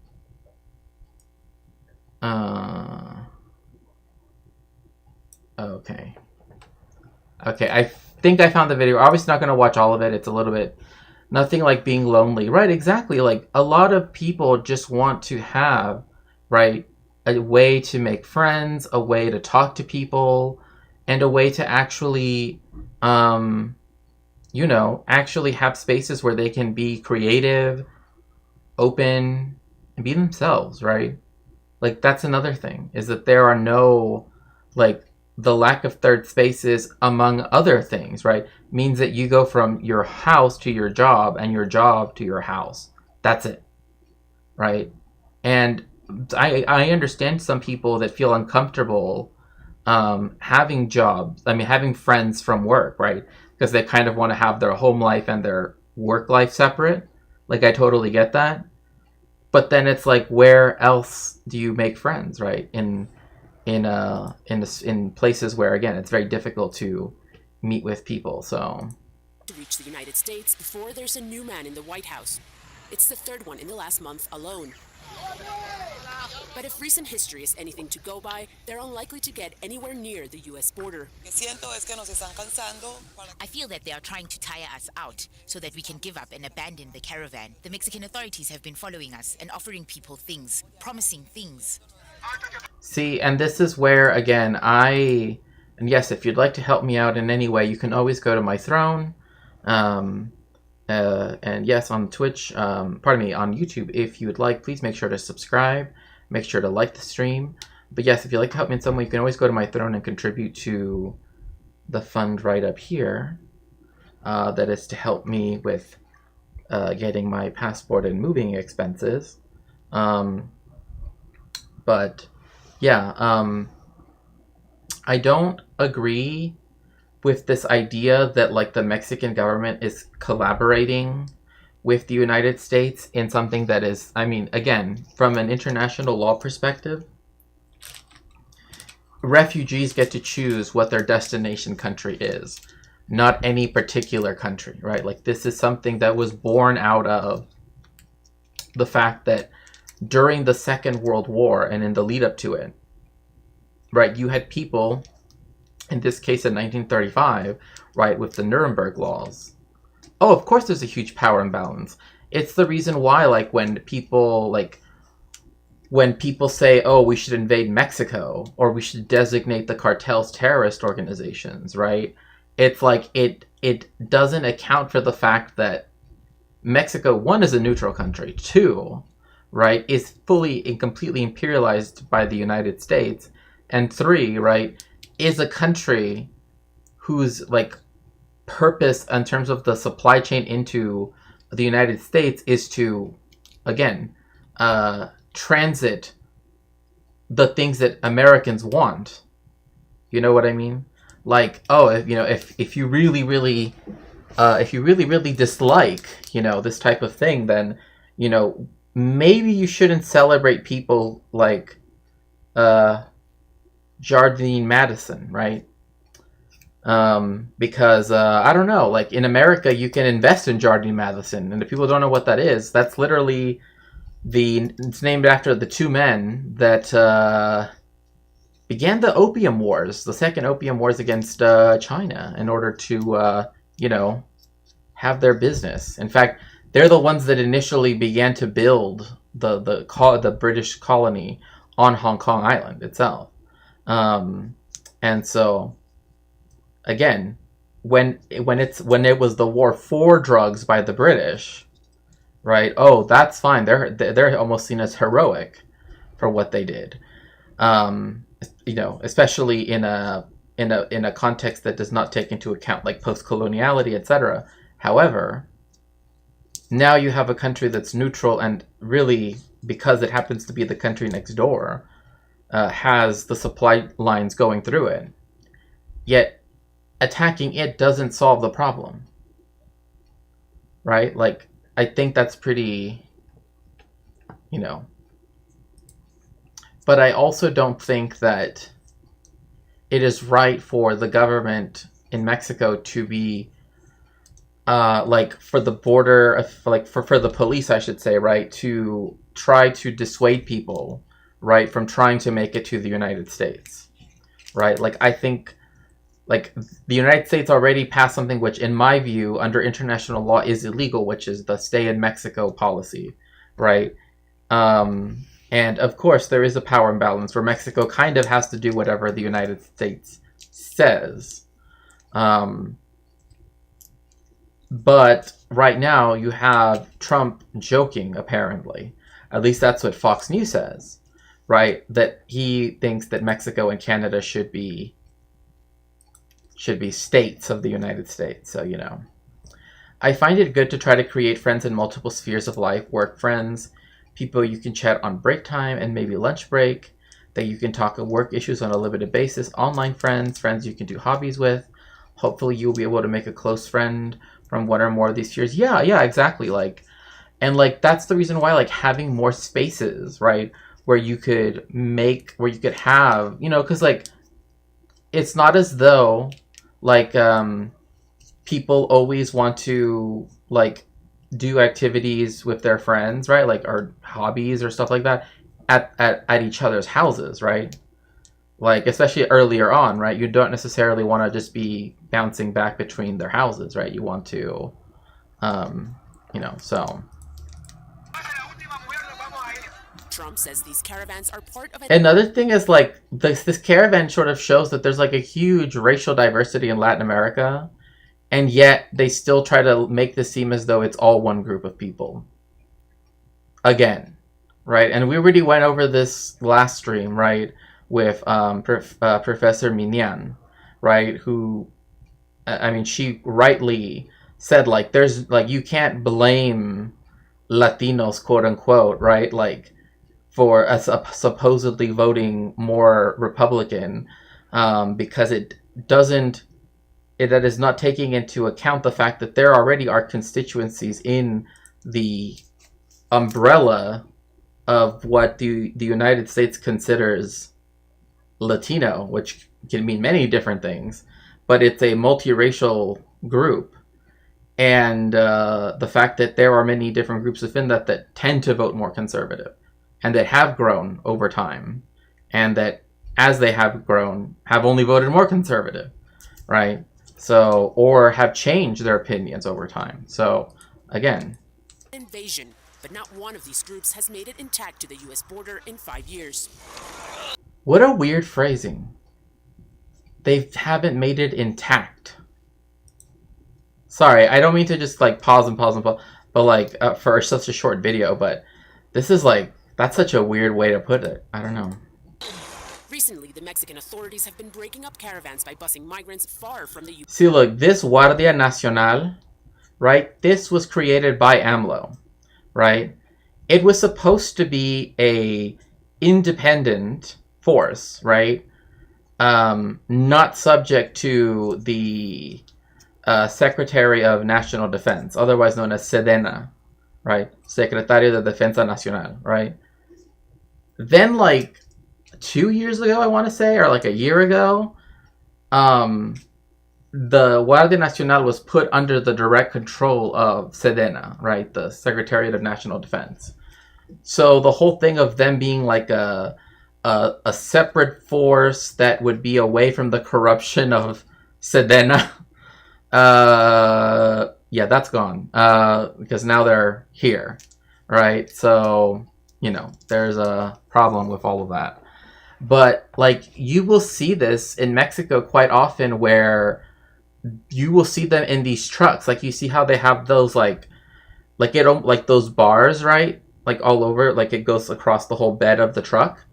That's because they will stand on top of it, holding on with one arm, and then holding, right, their rifles with the other. And they'll be riding around through towns. It's very scary to be, you know, in your, like, in Tijuana or wherever, right? Typically, you don't see them as much in the capital city, but you can see them in Mexico City. But typically, they're elsewhere, right? So imagine, like, those three trucks, right? When they came in, had these heavily armed men, right? Riding, standing on top of them, right? With their guns in their hands, right? That is not that's a very terrifying sight, and at least in my opinion, right? I don't know. But yeah, like, this is where a lot of the belief of, like, oh, you know, the corruption is, you know, this is free from corruption. I mean, it never was, but still, you know. US border or offering them temporary legal status in Mexico. This is the first thing. There is an assumption that a migrant caravan is formed and then it reaches the northern border, but there is a policy to deal with the migrants in Mexico. A strategy that human rights organizations say is unjust and cruel. Exactly. Like, this is the thing. Like, there are multiple human rights reports that come particularly from Human Rights Watch, and you can go look at them for yourself. I have read pretty much all of them. Again, because, like, when I do a lot of my work, you know, one country that I do focus quite a bit on is Mexico, right? And it's very sad to see how, you know, you see the trampling of human rights and, in many cases, even human dignity in a lot of these cases. And it's unfair that this is to work in conjunction with the United States, right? I just don't accept, like, I know it's not as though, and I don't want to remove the agency that a government has, right? Obviously, they could say no. They could do it in a different way. But instead, we know that there have been many acts of, like, violence, etc., perpetrated against people who are transiting the country, right? And that instead of protecting them from, right, human traffickers, etc., there are times where there are many accusations of where the armed forces and the human traffickers have been, are, you know, that Venn diagram is a circle, right? And so that's another aspect to keep in mind. The strategy is to just break up the caravan so that it's not so visible anymore. Because if you think about it, it's really 1,000 people. right? It's not very many people at all. The issue is that everyone else is sort of invisible because they're on buses, they're on planes, or they're waiting in camps. These days, most people joining the caravans are in fact trying to flee worsening violence in southern Mexican cities, where the security situation is starting to spiral out of control. And again, why is it happening? Because you have the government actively, right, committing historical injustices, right, that it has done so. Because again, the Mexico, although it likes to claim an indigenous heritage, right, when it comes to, partially anyway, when it comes to the Mexica or the Aztecs, fundamentally has an anti-indigenous stance, right? Like, it doesn't view the indigenous people in a positive light, right? Like, culturally speaking, right? Like, in fact, like, as I said before, Josefina Saldaña Portillo's article, Who is the Indian of Aztlán, or in Aztlán, right, speaks about the Zapatistas, right? How, because they happen to be indigenous, but they're not an indigenist group, right? They brought into question this view in Mexico that essentially it holds that, like, indigeneity, right, is something of the past, right? That the future is mestizo, right? It's mestizaje, right? And that people that are still indigenous, they are stuck in the past, right? And so you see how these logics of racial difference, right, are also part of what's causing that violence to spiral, right? Because you have people that, like, for example, when it comes to the migrants traveling through areas that are under the collective ownership of the Zapatistas, they don't face the same type of harm at all as whenever they step out of it, right? Because again, there is an understanding, right, that there is a humanitarian understanding. But you still have the government going after the Zapatistas, right? Ever since 1994, really. But you still, again, have to keep in mind that part of that is because of this view, right? That they belong to something that is backwards, that it is something that is, right, that they can be ignored, right? And so that leads to, right, a lot of violence to occur, right, from the marginalized. And so that's the reason why AMLO actually had this ranch, right? Or at least in Spanish to say un rancho, right? That he has a ranch that was going to be in Chiapas, but because of the violence that has increased over time, right? Because you have, like, human traffickers and other people now, right, like, seeing as, so to speak, fertile ground in southern Mexico. And now they're fighting over turf. Now he can't go retire in his ranch in Chiapas, right? Even though he was one of the people who, again, was most anti-Zapatista, right? So that's another thing to keep in mind, right? So are broken up and its members find other ways to make their way through Mexico. Many end up in migrant camps like this one in Mexico City. And even though the living conditions are far from ideal here, at least they can find a modicum of safety in comparison to what they left in southern Mexico. And again, like, you saw those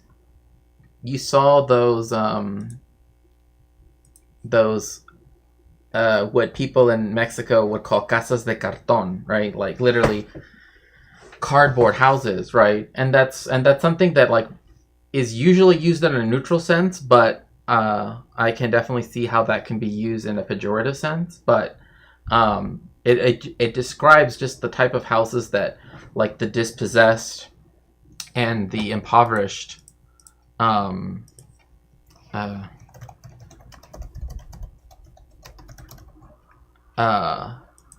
in, right, when it comes to Mexico, right? And so I think that it's important to also keep in mind, right, the fact that the relative safety they find in the capital is because that is not one of the areas where the government can do, right, the kind of militaristic, anti-insurgent activities that it does against the Zapatistas as well as other people, right? And so I think that is, I don't know, just something that needs to be, I don't know, just something that really needs to be understood in its context, right? Like the fact that we don't exactly have a way for people to feel safe on their way to transit to the United States, both because of issues that's happening in southern Mexico, but also that violates their human rights, but also the United States also not, allowing for people to have their right to actually cross the border legally, right, as so to speak, right, as they like to say, and therefore be able to make it to the United States where they can claim asylum, right? So we're going to watch this next bit right here. Let me see if I make it 1.25. We're going to watch the journalist Anabel Hernandez, who wrote two famous books, Narcoland and also The True Story, A Massacre in Mexico, right? The True Story of the 43. And that's part of the title, right? And so I want to make sure that, let me just check just one quick second. I want to make sure that this does talk about what I wanted to talk about.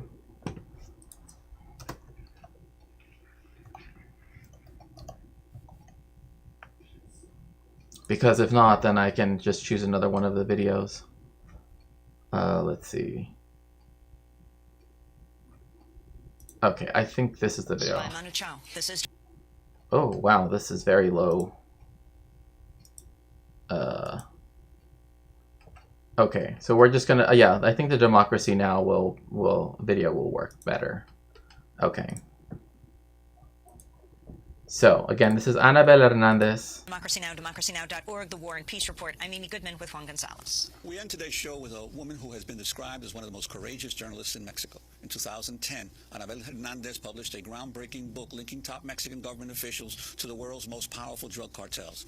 She received so many death threats, the National Human Rights Commission assigned her 2 full-time bodyguards. Despite the threats, she continued to report. In 2012, she received the Golden Pen of Freedom Award from the World Association of Newspapers and News Publishers. Her own father was kidnapped and murdered 13 years ago. Anabel Hernandez's 2010 book on the Mexican drug wars has just been translated into English. It's called Narcoland, The Mexican Drug Lords and Their Godfathers. She joins us here in New York before heading back to Mexico. It's an honor to have you with us, Anabel. Thanks for inviting me, and thanks for your interest in what is happening. So, yeah, this is Anabel Hernandez. She is a very famous journalist from Mexico, investigative journalist. One of the things that she's best known for is her report on Ayotzinapa, right? And so what is Ayotzinapa? It is a place, right, where 43 students were forcefully disappeared, right, in the state of Guerrero. And because she was able to show the collusion, right, between the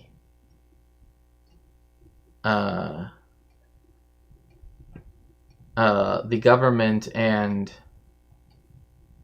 oh, I think well, that's fine. Wait, did I already? Sorry, because there was also a Vice video, but I'm never sure about like if Vice is okay with that, and I think maybe And I think maybe we could watch something that talks about the students themselves, but I want to make sure that it's okay. Like, that's always the thing, is like, I want to make sure that it's going to be okay, because, you know, you never know. Because like the interview with her is good, but I also want to talk about Ayotzinapa itself, right? Want to make sure that it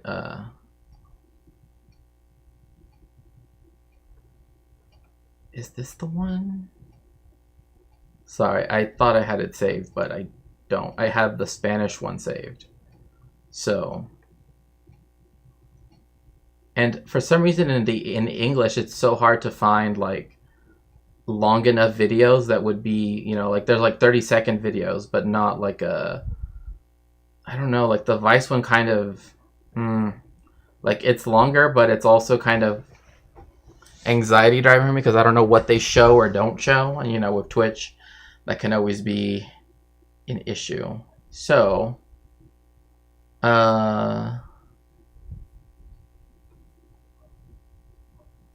here we go. I think I found one. That way we can actually talk about the incident.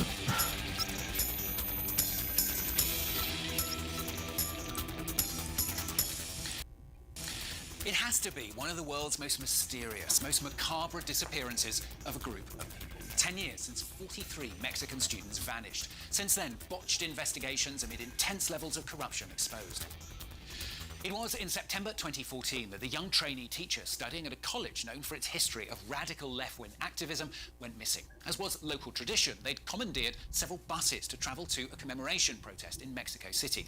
So, just to put this in context, right? When they say commandeered buses, this is something that was known that they would do, right? This school, right? Raúl Burgos normal school, which a normal school, what that means is a school for the education of teachers, right? And in the 1930s and 40s, right? Well, after the revolution, a lot of these schools were formed, right, as a way to, one, alleviate the sort of lack of education that existed in the more rural parts of Mexico, right, to reform, right, those things, but also to make sure that like the literacy rate could go up, and also to provide, and again, these schools are technically speaking, right, like they are free, right, like the education is free. But one thing about this school, the Raúl Isidro Burgos school in Ayotzinapa, is that it is known for being a leftist college, essentially, right? It's like if you ever wanted to go to a leftist college, that would be it, right? Excuse me. And so much so that when the president of the dictatorship party, who got so there was 12 years of non-dictatorship party rule, then we got dictatorship party rule again for 6 more years, and now we're in the second like 6-year term of non-dictatorship party rule. But this happened during the dictatorship party, Enrique Peña Nieto, or EPN, right, when he was president, right? And immediately they tried to cover this up, and they even pushed this story, which they called La Verdad Histórica, right? Literally the historic truth. And immediately everything was just falsified. Like, I mean, everything was shown to be false, right? Like, for one of the things that they said was that, like, oh, the students started it. 2, it was this particular, like, cartel-linked group, Los Guerreros Rojos, right? That they had been the ones that, you know, did the shooting, etc., blah, blah, blah. And that they had taken the students, and essentially, somehow, even though there was like I don't even, like, literally, like, torrential rain, somehow we're able to make a wooden fire, right, and have it burned for over 24 hours to, you know, dispose of evidence, which did not happen. Like, it was proven that that did not happen. It was also proven that one of the figures, whose surname is Cerón, right? He actually was part of the investigation, like, apparatus of the state, right? CISEN, and he at this time, right, because he is escaping justice in the state of Israel, right, where he is currently residing. So, you know, just normal stuff, you know. But it just goes to show, right, that, like, that this is the reason why there is a lot of mistrust when it comes to, like, the fact that the former president, AMLO, right, Andrés Manuel López Obrador, right, he said the army had no party, had no hand in this, when we know for a fact that that is, like, that they did, right? Because only they have access to specific weapons, right? In fact, there are people, I don't know if they're in chat, maybe they're lurking, right? Like Gempt, right? Also from Two Guys Talk History, right? Daedalus, right? We've spoken about the different bullets, right? Particularly the casings that were found, and just the fact that they botched every single investigation, right? Like, and it was done purposefully, right? It was done so that they could have so much inconclusive evidence, so that way they couldn't charge anybody, because it showed how much collusion there was between the Mexican government, particularly the armed forces, and also the cartels, right? This is why the book Drug Cartels Do Not Exist is saying that, like, to see them as some entity that is, like, outside of the scope of the United States government or whatever, right, is actually not true, right? Like, it's actually, they only exist because of the fact that they are able to do, you know, the movement of drugs that in a way that benefits capital, right? So police, though, set up roadblocks and fired on them. 6 people, 3 of them students, were killed, including one whose mutilated body was found the next day. The other 43, they were never seen alive again. And that's the thing too, right? To also show how much collusion there was, the person in charge of so there is, like, we have a national system of security, an integrated security system, right, in Mexico. It's called C4 because it's 4 C's, right? That night, right, the guy in charge of the camera not only moved the camera so that instead of looking at where it's supposed to look at, that is down at the highway where stuff was going down, right, he moved it so that it looked up at the sky, right? And then when it did move down again, switched it so that it wouldn't look at things in color, but in black and white, right? Which made things harder to discern, right? So you can see that even something like the security apparatus, right, when it comes to something like the monitoring of roads, right, even that played a role in this, you know, hiding the figures that should have been charged, right? And this is why we don't know where the 43 went. We still don't know. It's been over 10 years, right? This September, right, would have been, it was 10 years since it happened. And we don't know. We still don't know where, like, they literally vanished off of the face of the earth. And that is why the fact that we know that there was collusion on all 4 levels of government, right? Municipal, state, right? Or municipal, regional, state, and federal, right? Just speaks to that, right?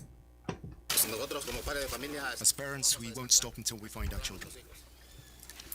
We asked the government to bring them back alive because they were taken alive. It's our goal, and we will go all the way. We hold the government accountable because we know that they're linked to the traffickers.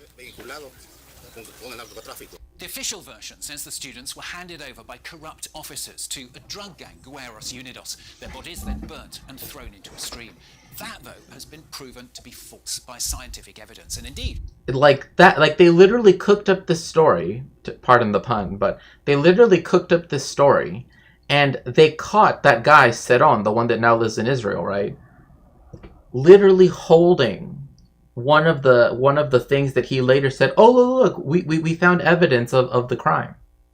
Like, literally had it in, and it was completely by accident, right? Like, some investigative journalist just happened to be walking by, right? Didn't even, like, was, you know, like, trying to, like, prepare their camera, right? And then noticed that they were there and then recorded it all, right? Because, again, they thought that they were, you know, not being watched at that moment, but they tried to essentially plant evidence, right? So then that way people would stop questioning the government narrative, which was, again, that corrupt cops in league with a corrupt mayor and his wife, which, again, I'm saying corrupt as in this is the story they told, right? They're the ones that, for some reason, decided to hand over the students to the Guerreros Unidos, and then nothing else. Like, I just, like, see the issues that, like, what they get in exchange doesn't make any sense. Also,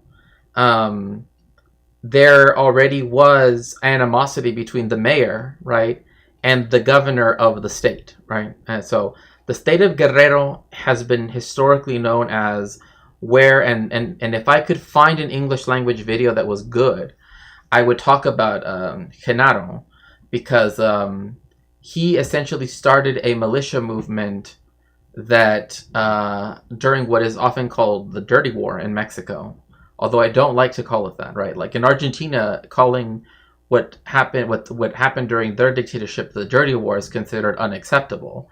In Mexico, it's still seen as okay for whatever reason, even though, like, it actually starts much earlier. And in fact, you know, like the stories about the helicopter rides, that actually first started in Mexico. Like, that's how far back this goes. Like, Mexico actually started doing that first, because of its dictatorship, right? And so that's another reason why I think that, like, not putting the state of Guerrero in this context as being a state that has historically been home to the most marginalized people and has also given rise to successive and successful, right, resistance movements that, you know, are insurgencies,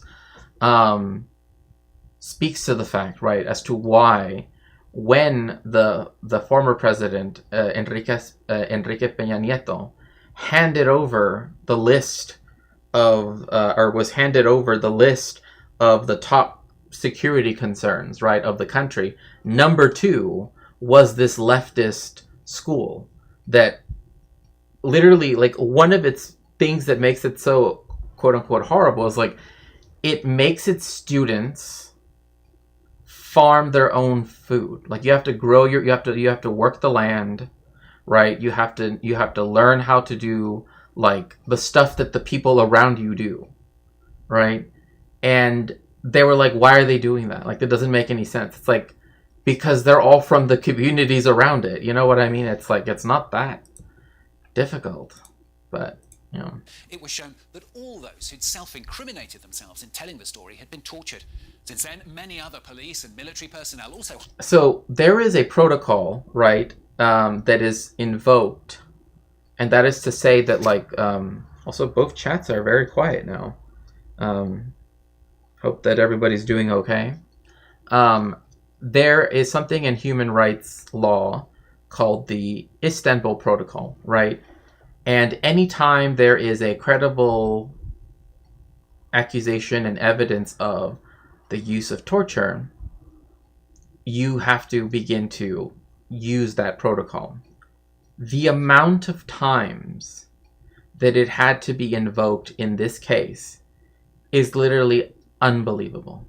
Like, I honestly, I'm just like, how on earth did this even, you know, continue going because almost every single like all of the confessions that they forcefully extracted, right, all had to be undertaken via, like, all of them were now subject to the Istanbul Protocol, which again deals with cases of torture, right? And it's a long, like you can Google it and look it up, right? Because it's like, the best way how I can describe it is that it is a process both to document and later to try to redress the fact that it has happened. But it's because it's such a violation of human rights that that there needs to be a protocol, right, that is instituted that actually makes it so that like people could be charged with crimes against humanity, right, or war crimes, etc., right? So that's... Hello, Boy Meets Mini. It's so nice to see you. Welcome in. So again, like I sometimes mention things like the Hague Protocols or the St. Petersburg stuff, there's all of these treaties in international law, and sometimes they're called protocols, sometimes they're called, different things, right? Like the Hague Conventions, right? Or the Geneva Conventions, right? Or the Istanbul Protocol, right? And they all refer to different things that have been agreed by the world, essentially, right? In international laws that must be upheld, right? And so this one, again, it happens so much that I still, to this day, I just, like, you can read their reports, and it's just like literally everybody that they got were people that had nothing to do with this, but they essentially forced them to confess, right, via what they did, right, to doing some crime, which they never did. High-level officials have been accused of crimes many relatives believe in a full cover-up. Yeah. Tens of thousands of people have gone missing during the drug wars in Mexico, but it is the case of the 43 that still enrages. Currently, right now, the last figures I saw, it's over 100,000 people that have been disappeared since the drug war started when I was growing up in Mexico. And there are many people with whom I've heard, like, on videos or whatever, even in books, that say it was worse back when I was, like, a kid, right? Like, back when I was growing up, because the drug war started in 2006, right? Saying that, like, yeah, back then it was far worse, right? Because it was kind of like, no holds barred, there was nothing really in the way of anything to really help you, right? And the corruption was so widespread and had never really been brought into question that, oh,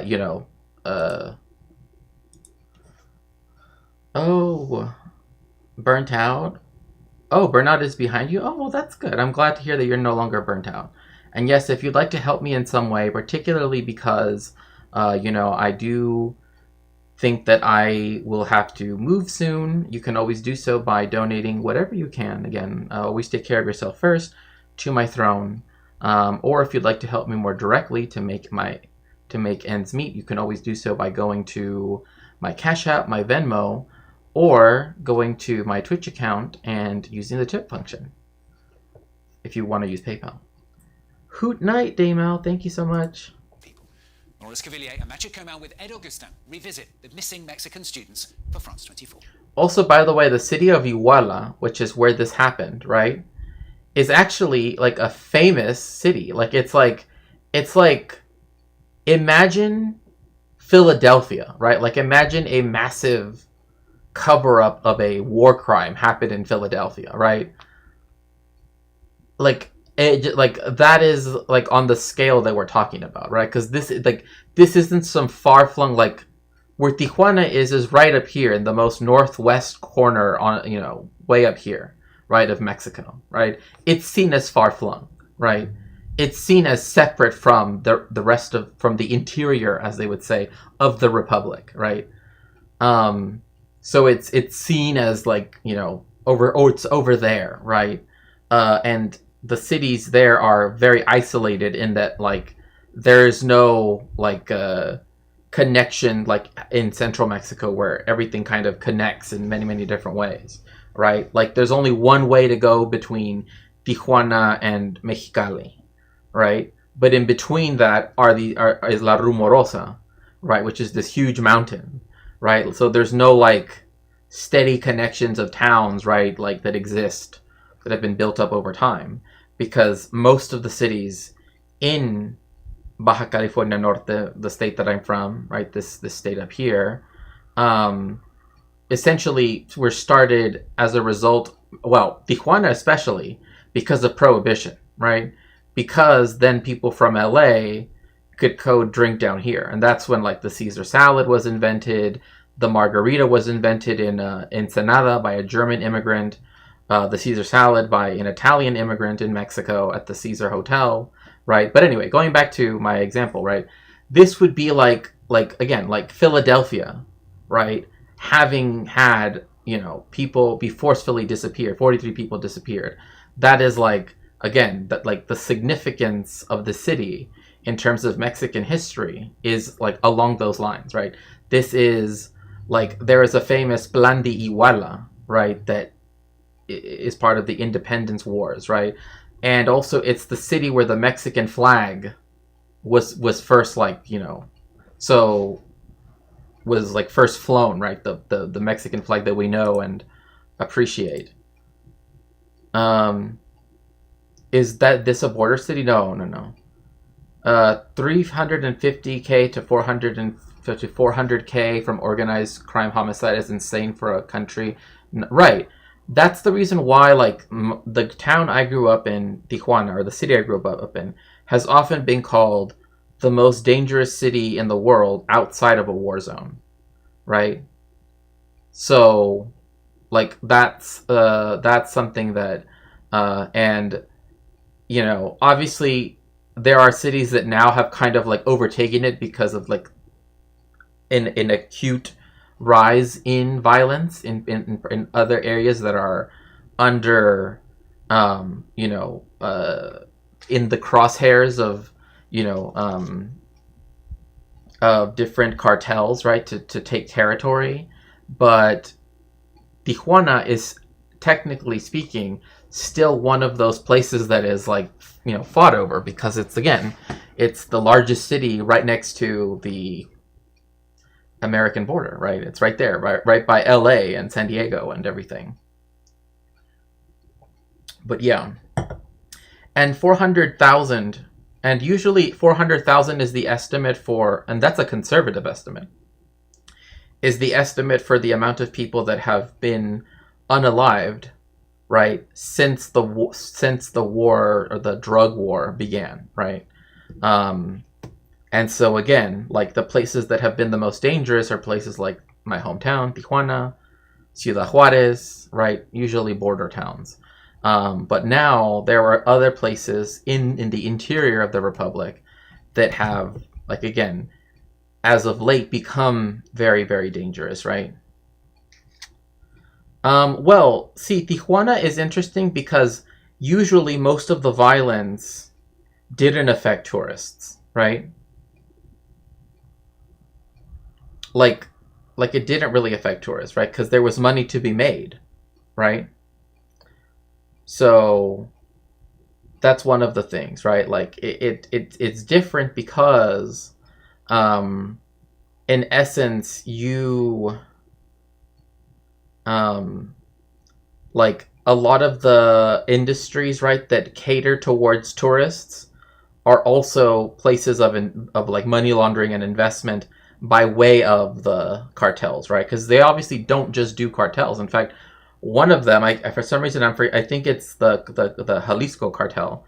Like, they literally also, like, are also known as the avocado cartel, because they literally, like, that's one of their things, right? That they also control the flow of avocado, right? So like your guacamole, right, that you're eating, right? When you hear avocados from Mexico, that commercial, just know that it comes at the expense of, people that work and, whose lack of a decent wage and salary is due to the fact that the cartels run the avocado business. Yes, on your avocado toast, liberal, yes. So, I mean, again, that's just one example, right? Like, again, because there's money to be made from it with the United States, right? That's the only reason why the cartels exist. I mean, literally, we know the year that the cartels even started in Mexico was 1965. Literally, that, like, before that, there were none. So we know, right, that, like, when it started and everything, right? So, anyway. Oh, yeah.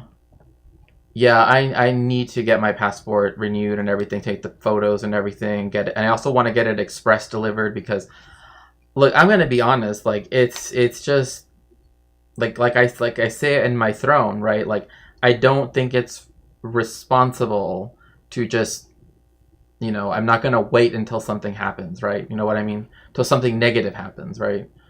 I did not know that. The US made it that way? Yeah, very much so.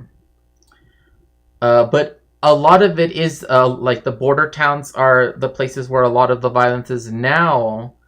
The interior is known for it. But one of the states that has a lot of violence and has historically had a lot of violence is the state of Guerrero. Why?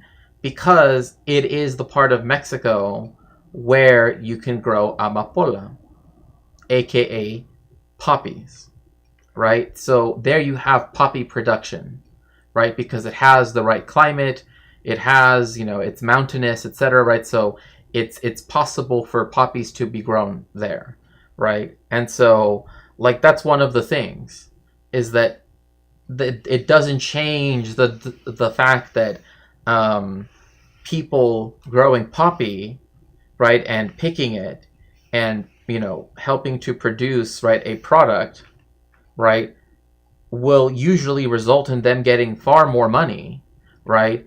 Even though in many ways they often don't even know. Well, I don't want to say they don't know what it can be used for, because I think that would, again, be removing, I don't want to presume that, and nor was I trying to say that they don't know, but that, again, it's literally people that have typically done such labor are now doing it and getting more money than they would have otherwise if they were to do it with some staple crop, right? For example.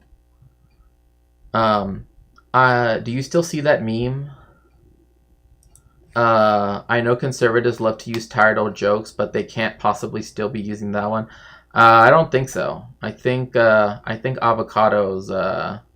I think Republicans started to like avocado toast. Yeah, look up literally anything on Meyer Lansky. I mean, even that. I mean, like, Meyer Lansky also had connections to, like, to the mob owned businesses in Cuba. You know what I mean? And, like, for example, like, the entire sex work industry in Cuba was dominated by the French. It was a French cartel. Right? Like, oui, le baguette, Like, just remember, okay? Like, when they're over there, oui, le baguette, le du café, just know. Given the chance,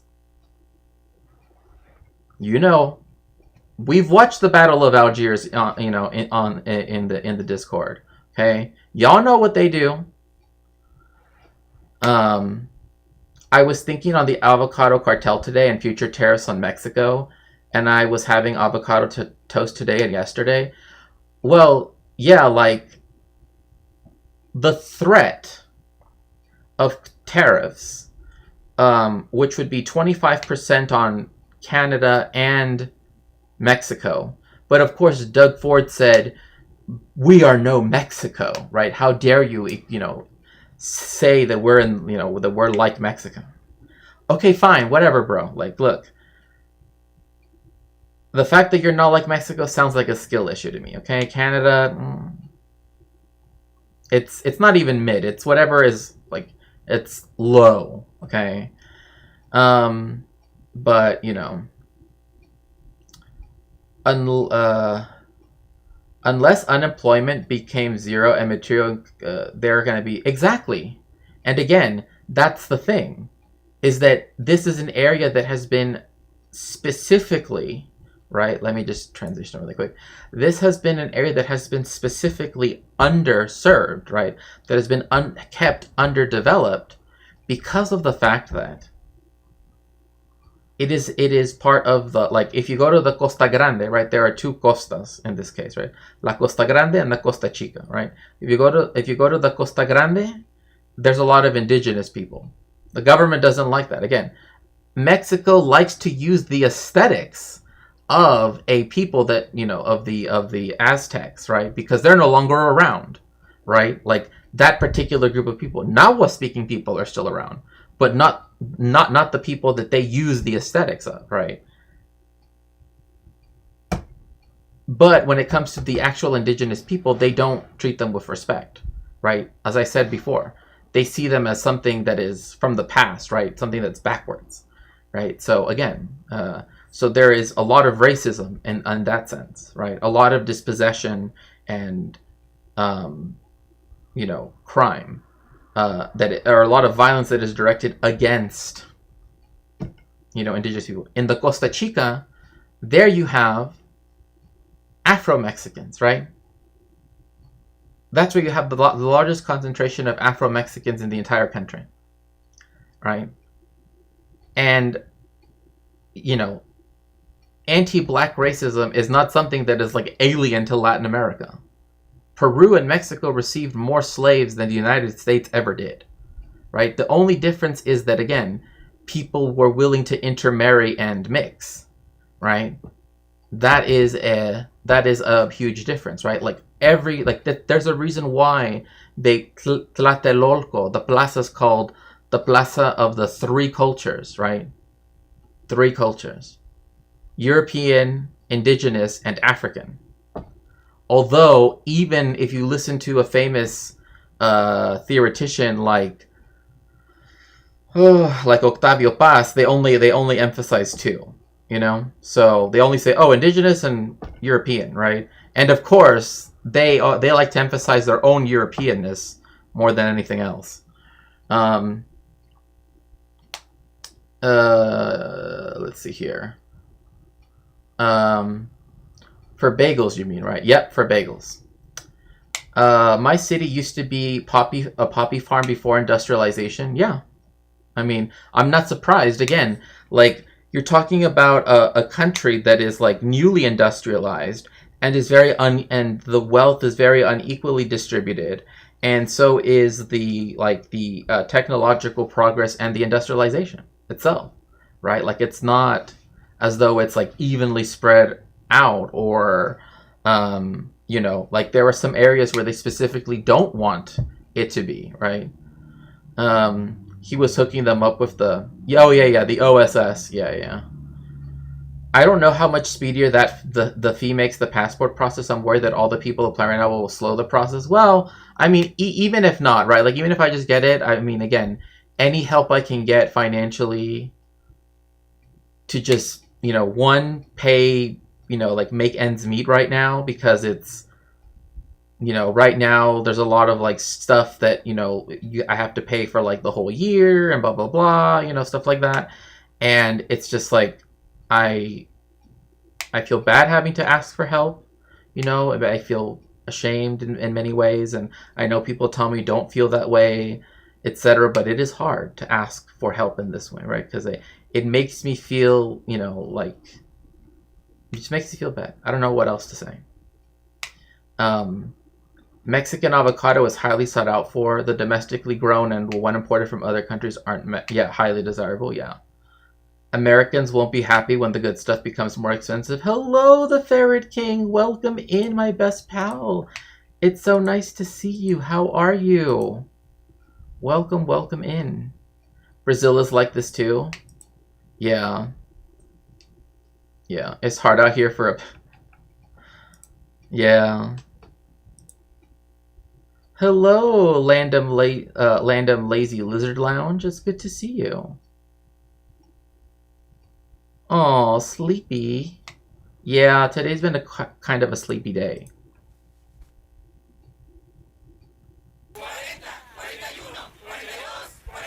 Oh, I'm actually glad that they show this view, right? So this cathedral here, right? It's very beautiful, yes, you know, we can agree, right? Very beautiful, right? Made out of stone, right? When the Spanish first drained the lake that otherwise would have been here, because this used to be a huge island in the middle, they destroyed the huge Aztec temples that were here, right? Now, what did they do with all that other stone? Like, what did they do with all the stone that they now had as extra? Well, they began to use it to build this. So, if you go down this route here, like past this white tent behind it, if you go up that street, you will see the ruins of what's left of El Templo Mayor. Like, it's a huge open archaeological site. I always tell people, like, you know, the Zocalo is cool, right? Like, if you have a chance to visit Mexico City, do it. I highly, highly, highly encourage people to go. I honestly think that people will learn so much more about Mexico and its history if they were to, like, be there, you know, in a city that isn't just for tourists, right? Although, obviously, there's a lot of tourism, but like, just walk around the old town. In fact, just behind this, a couple of streets back, is the oldest synagogue in Mexico. So, I will give what I can when I'm able. Yeah, like I said, take care of yourselves first. I understand that, you know, sometimes people can't give, and look, always take care of yourself first. You matter far more. You know, and I want to make sure that you know that, again, all of you that watch, that would even for a second watch this stream, right? It all means so much to me, and I wouldn't want you to feel obligated to do anything, right? But yeah, always think about yourselves first, right? Like, oh, you know, take care of yourselves first. Don't, you know, if you can give, you know, I appreciate it from the bottom of my heart. And I honestly wish there were words to express my thanks to those of you that have. Because I don't feel that there are the words to express. Oh, I'm sorry. I didn't transition over. Was a difficult decision, but Trump being elected again changed some things for me, and I've decided to move back with my mom and straight up get out of the U.S. I just think that it's getting to a point where, you know, being Mexican, trans, you know, etc., like having all these axes of, you know, it's, I don't know, it doesn't seem like a good idea. It doesn't seem responsible to stay where I am right now. Yeah, when all the oppression intersects.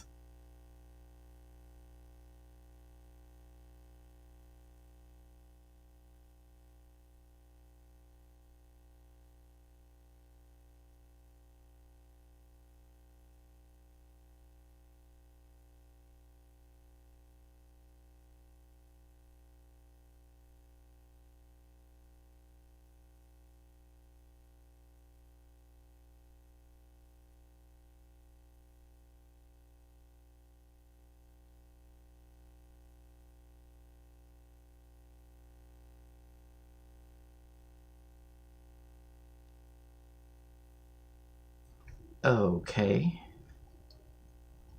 that should be good now. But yeah, when it all intersects, right? Then people are like, "Oh, I never realized that, you know, intersectionality is probably it's not even just about Trump. He's gone. He'll be gone after 4 years, but we'll still be dealing with the same." Yeah, no, I know what you mean. Like, it's I don't feel, and like, there's so many things I could say. Like, I don't feel that, like, here there are any, like, nobody seems to want to, I don't know, it's just getting so difficult in so many ways that I'm just like, I don't know what to do, and I think it would just be best to go somewhere that is more accepting and progressive than to remain and hope, that something happens. I don't know. Almost 10 years. 10 years of coming every month, tirelessly, to the Zocalo, Mexico City's central square, and asking the same question: where are the 43 students?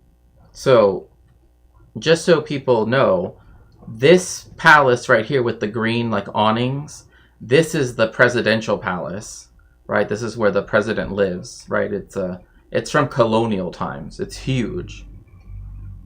Next to it is the Mexican Supreme Court. So, yeah.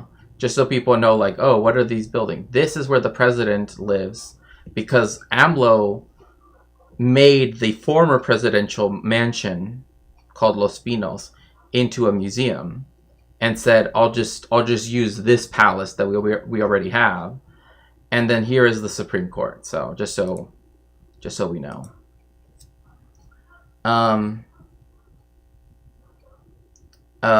Trump raised the bar for ghoulishness. Yeah, exactly. I just don't think it's... for myself, again, I don't want to speak for anybody else, right? I just don't feel comfortable, right? I don't feel comfortable. And I wish that I could say that I, felt that I could deal with everything that comes my way, but I don't feel that way, right? I really don't. I remember these buildings from watching her inauguration speech. Yeah. Once again, the only thing we want to know is, where are our children? They took them alive.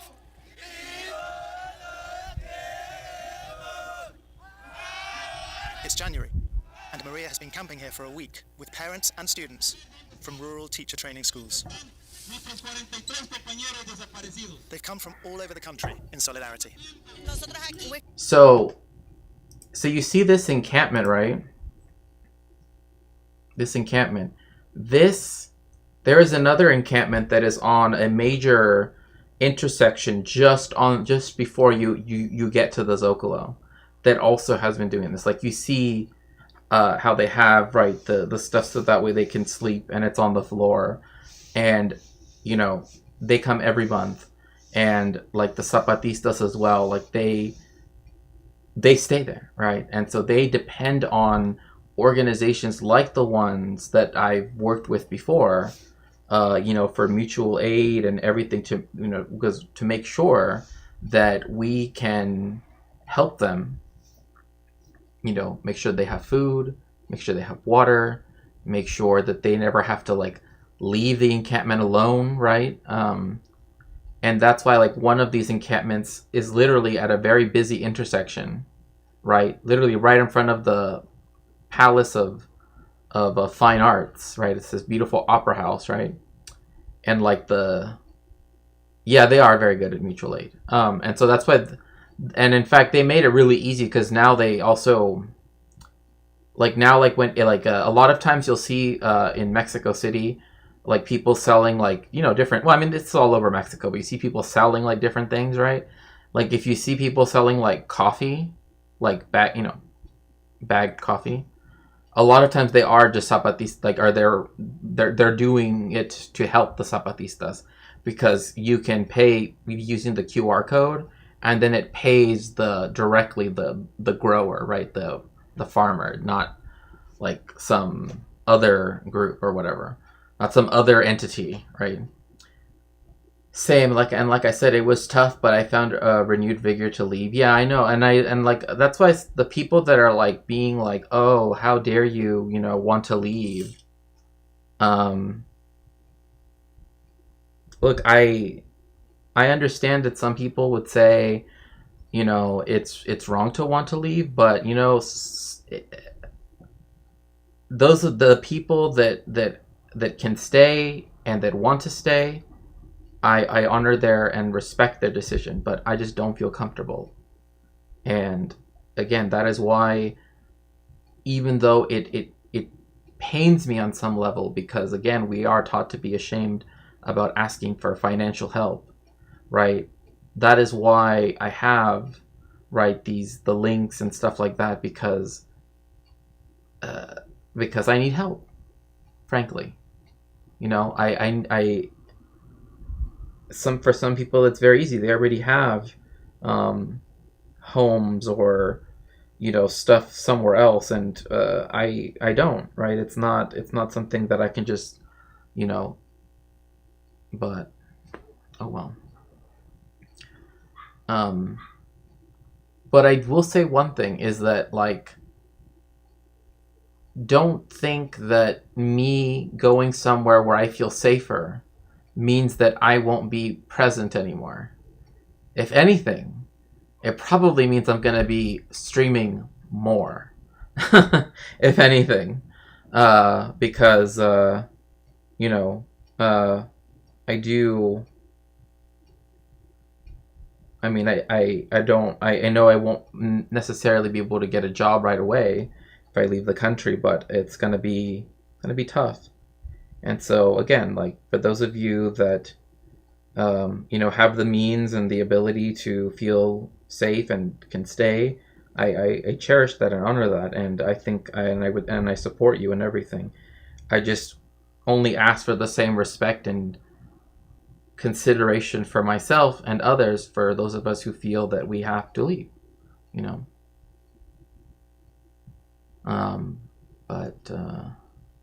yeah, well, I mean, when it comes to the job situation, America, when it comes to academic jobs, is horrible. I mean, literally, narcolepsy in Discord was going to send me a job in genocide studies, right?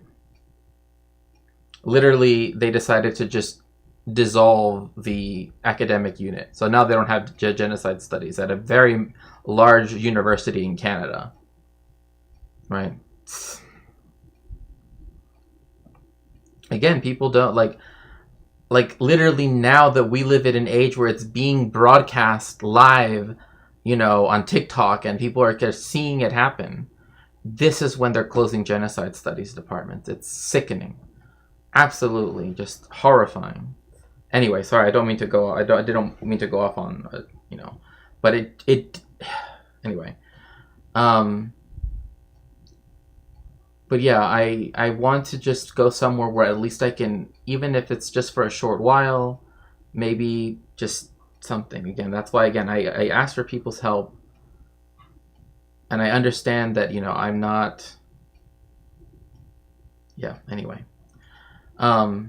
Zapatistas are, yeah. It's bad when even South Asian peeps who voted for Trump feel scared of deportation. Well, I mean, it's like I went over, like in my previous stream, right? Like someone was trying to tell me, like, oh, well, unlike Biden, Trump is against family separation. What he didn't understand when he told me this was that what Trump said is he's against family separation because he said if the children are American citizens and the parents aren't, he would deport the kids as well, even though they're U.S. citizens, right? Let alone him wanting to end birthright citizenship, right? Which is literally, like, one of the things that, makes the Americas very different from a lot of other places in the world, is that because the fact that, most of the countries here have had, or all of the countries in the Western Hemisphere have had lots of immigration from the rest of the world, right?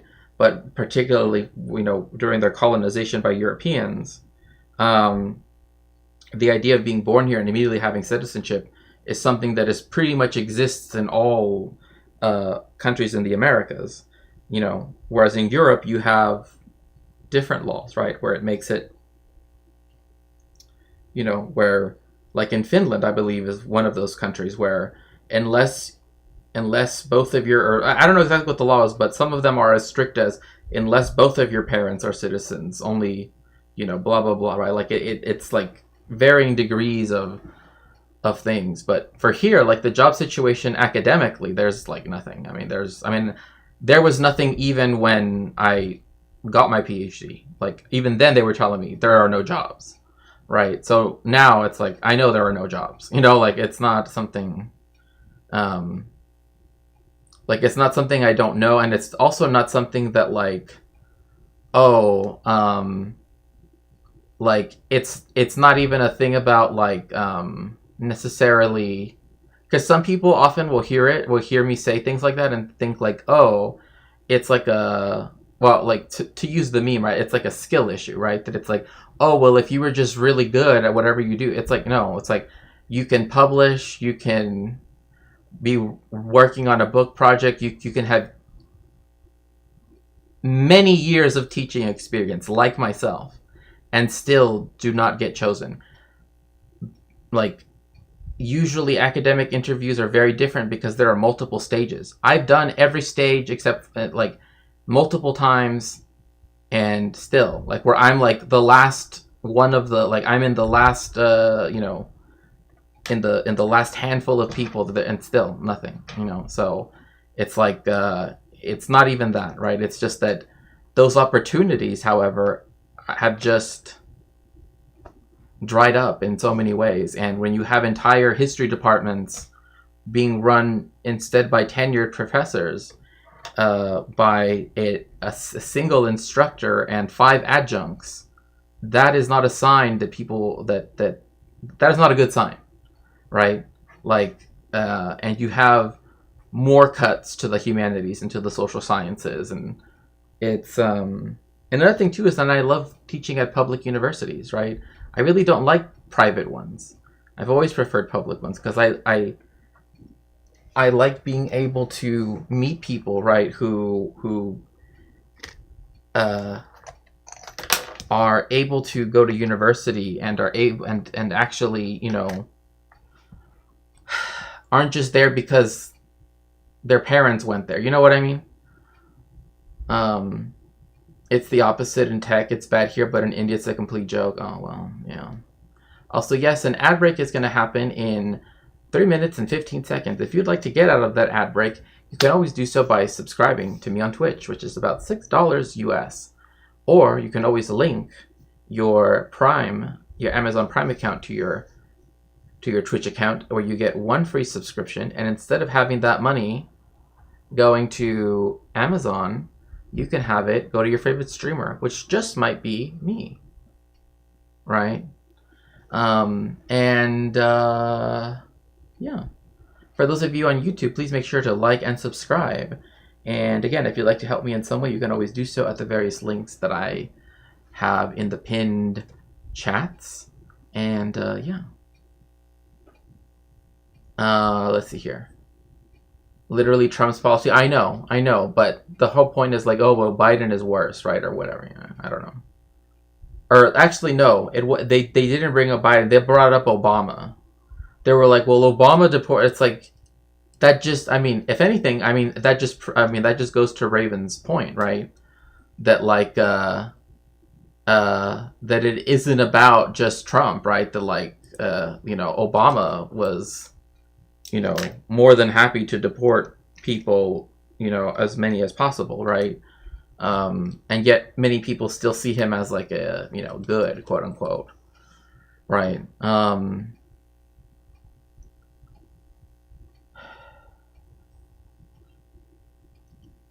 Like, people who are great grandkids of Korean Chinese immigrants today are technically not considered full citizens today. Yeah. You mean in the United States or in Japan? Yes. Yeah. Even, especially if they belong to certain like the communities that exist in like Yokohama, etc., right? Like, they just are not just, yeah. But I mean, you know, it's interesting too, because like the idea of the quote unquote like illegal immigrant, right, also sort of speaks to the fact that in a similar way, obviously not exactly the same, right, but in a similar way, right, people think that like being Mexican and being and, you know, illegality, right, like not being in this country legally, somehow are one and the same, right? Like, when obviously that's not true, but that is how a lot of things are framed, right? Where we're seen as like you know, in other words, like eternally alien.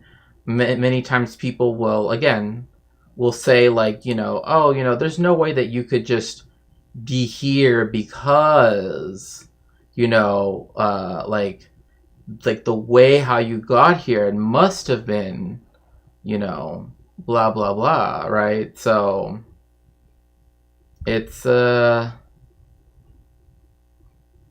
don't know. It's sad.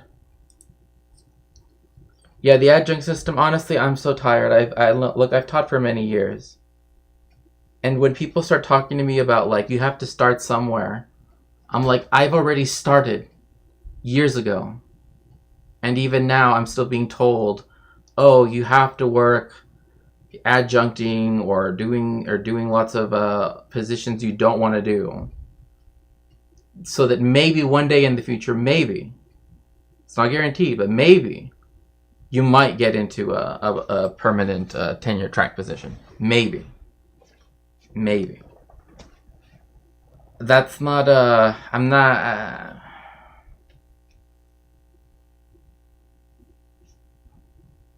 I don't know. There isn't the enthusiasm for your field in private schools. Well, private schools tend to have those things, right? Like where they will fund history departments and such, but and again, I'm not against working at a private university. That's not what I'm saying.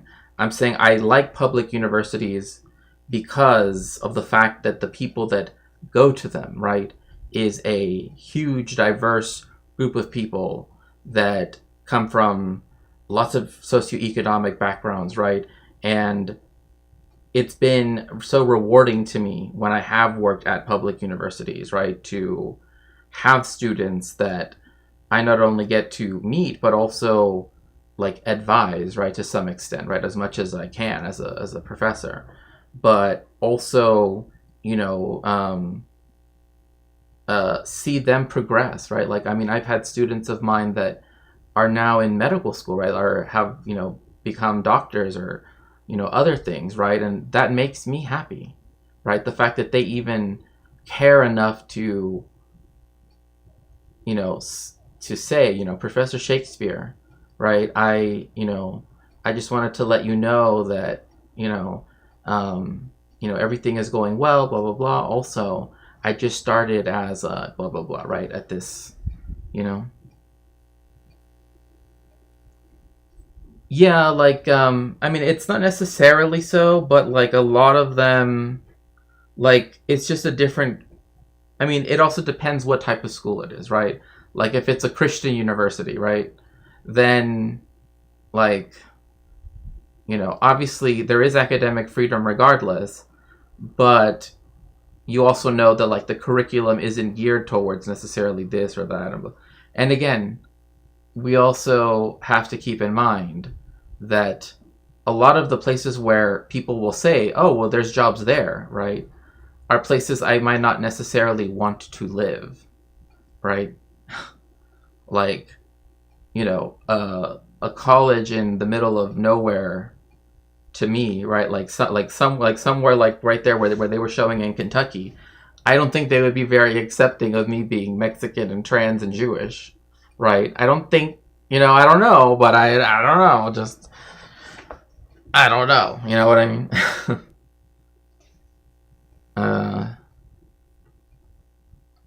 It's going to be tough. Just packing up and moving isn't something people are capable of doing. Oh, wait, let me actually take off my kippah for a second. Because it's like... Because it's getting kind of warm. It's going to be tough just packing up and moving. Right, exactly. Like, there's so much stuff that I would have to leave behind. And I would feel bad to leave, like, any specific thing behind, right? At least that, like, doesn't come to mind right now. But again, like,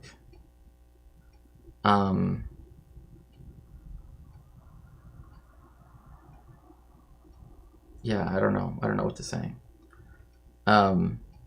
It's gonna still be rough. I can't even make it happen for another 4 years It's important to make a plan though, and like I said, find some real passion for leaving if you don't have it.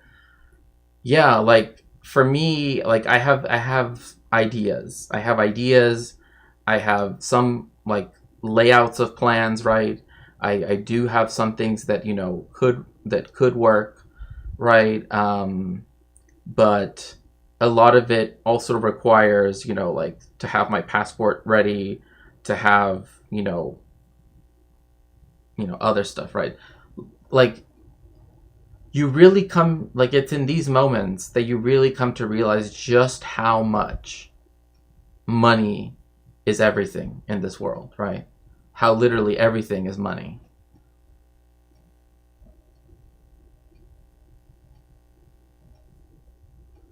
Like that's what makes the entire world go round, you know what I mean? There's a long time that if you give the effort in school, you can expect more than a maybe. In reality, it's never been like that. Yeah, for sure.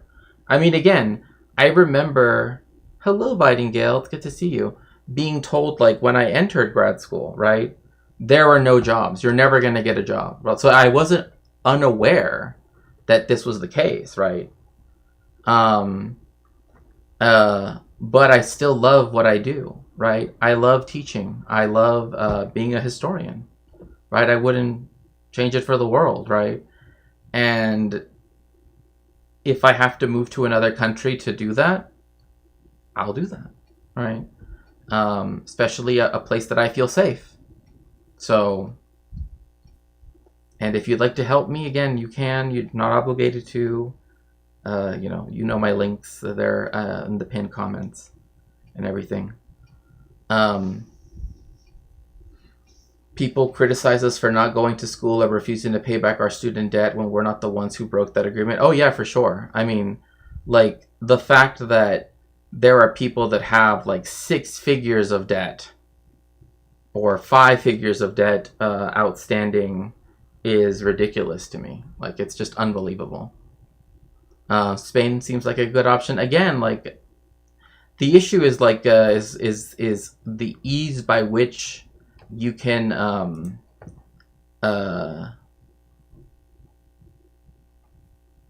the ease by which you can even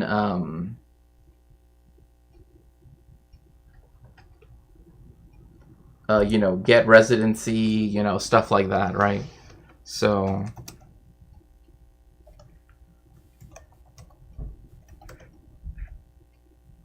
oh, thank you so much. That is so sweet of you to say.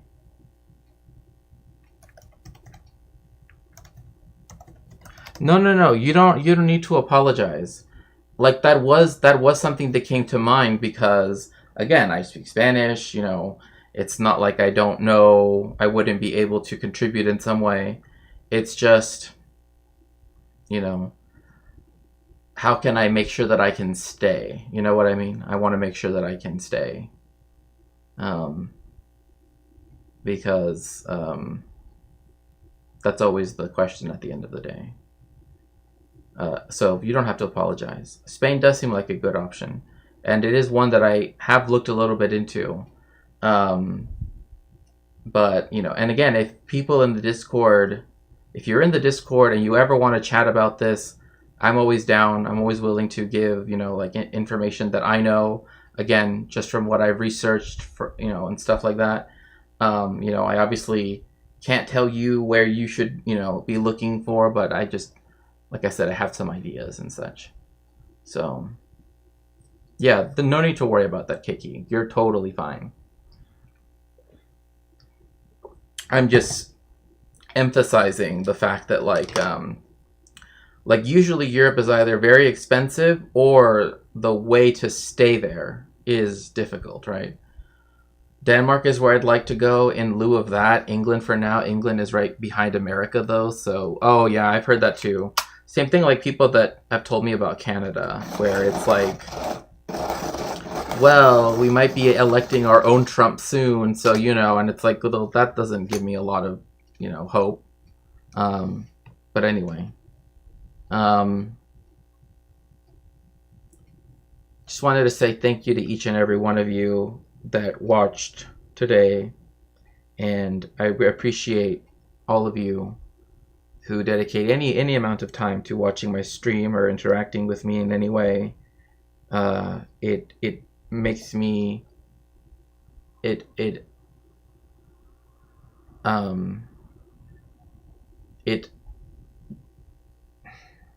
brings so much joy, right, to be able to do this and to be able to talk about things like history, like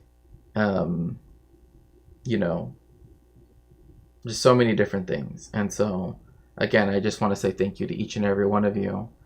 And well,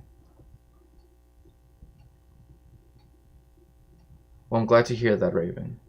And again, make sure to join the Discord. You're always welcome. I'm in VC almost all the time. Yeah.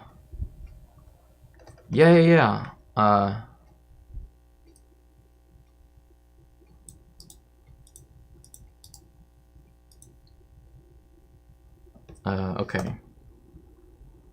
Wait. Are Random Lazy Lizard Lounge?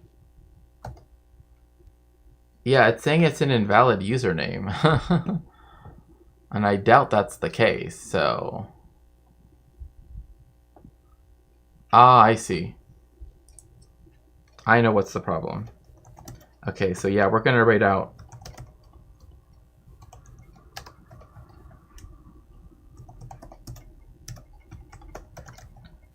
Okay, everyone.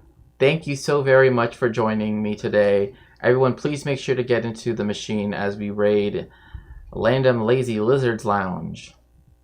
Make sure to tell them hello, and thank you again for joining me for today's stream. I'll see you all very soon. Bye.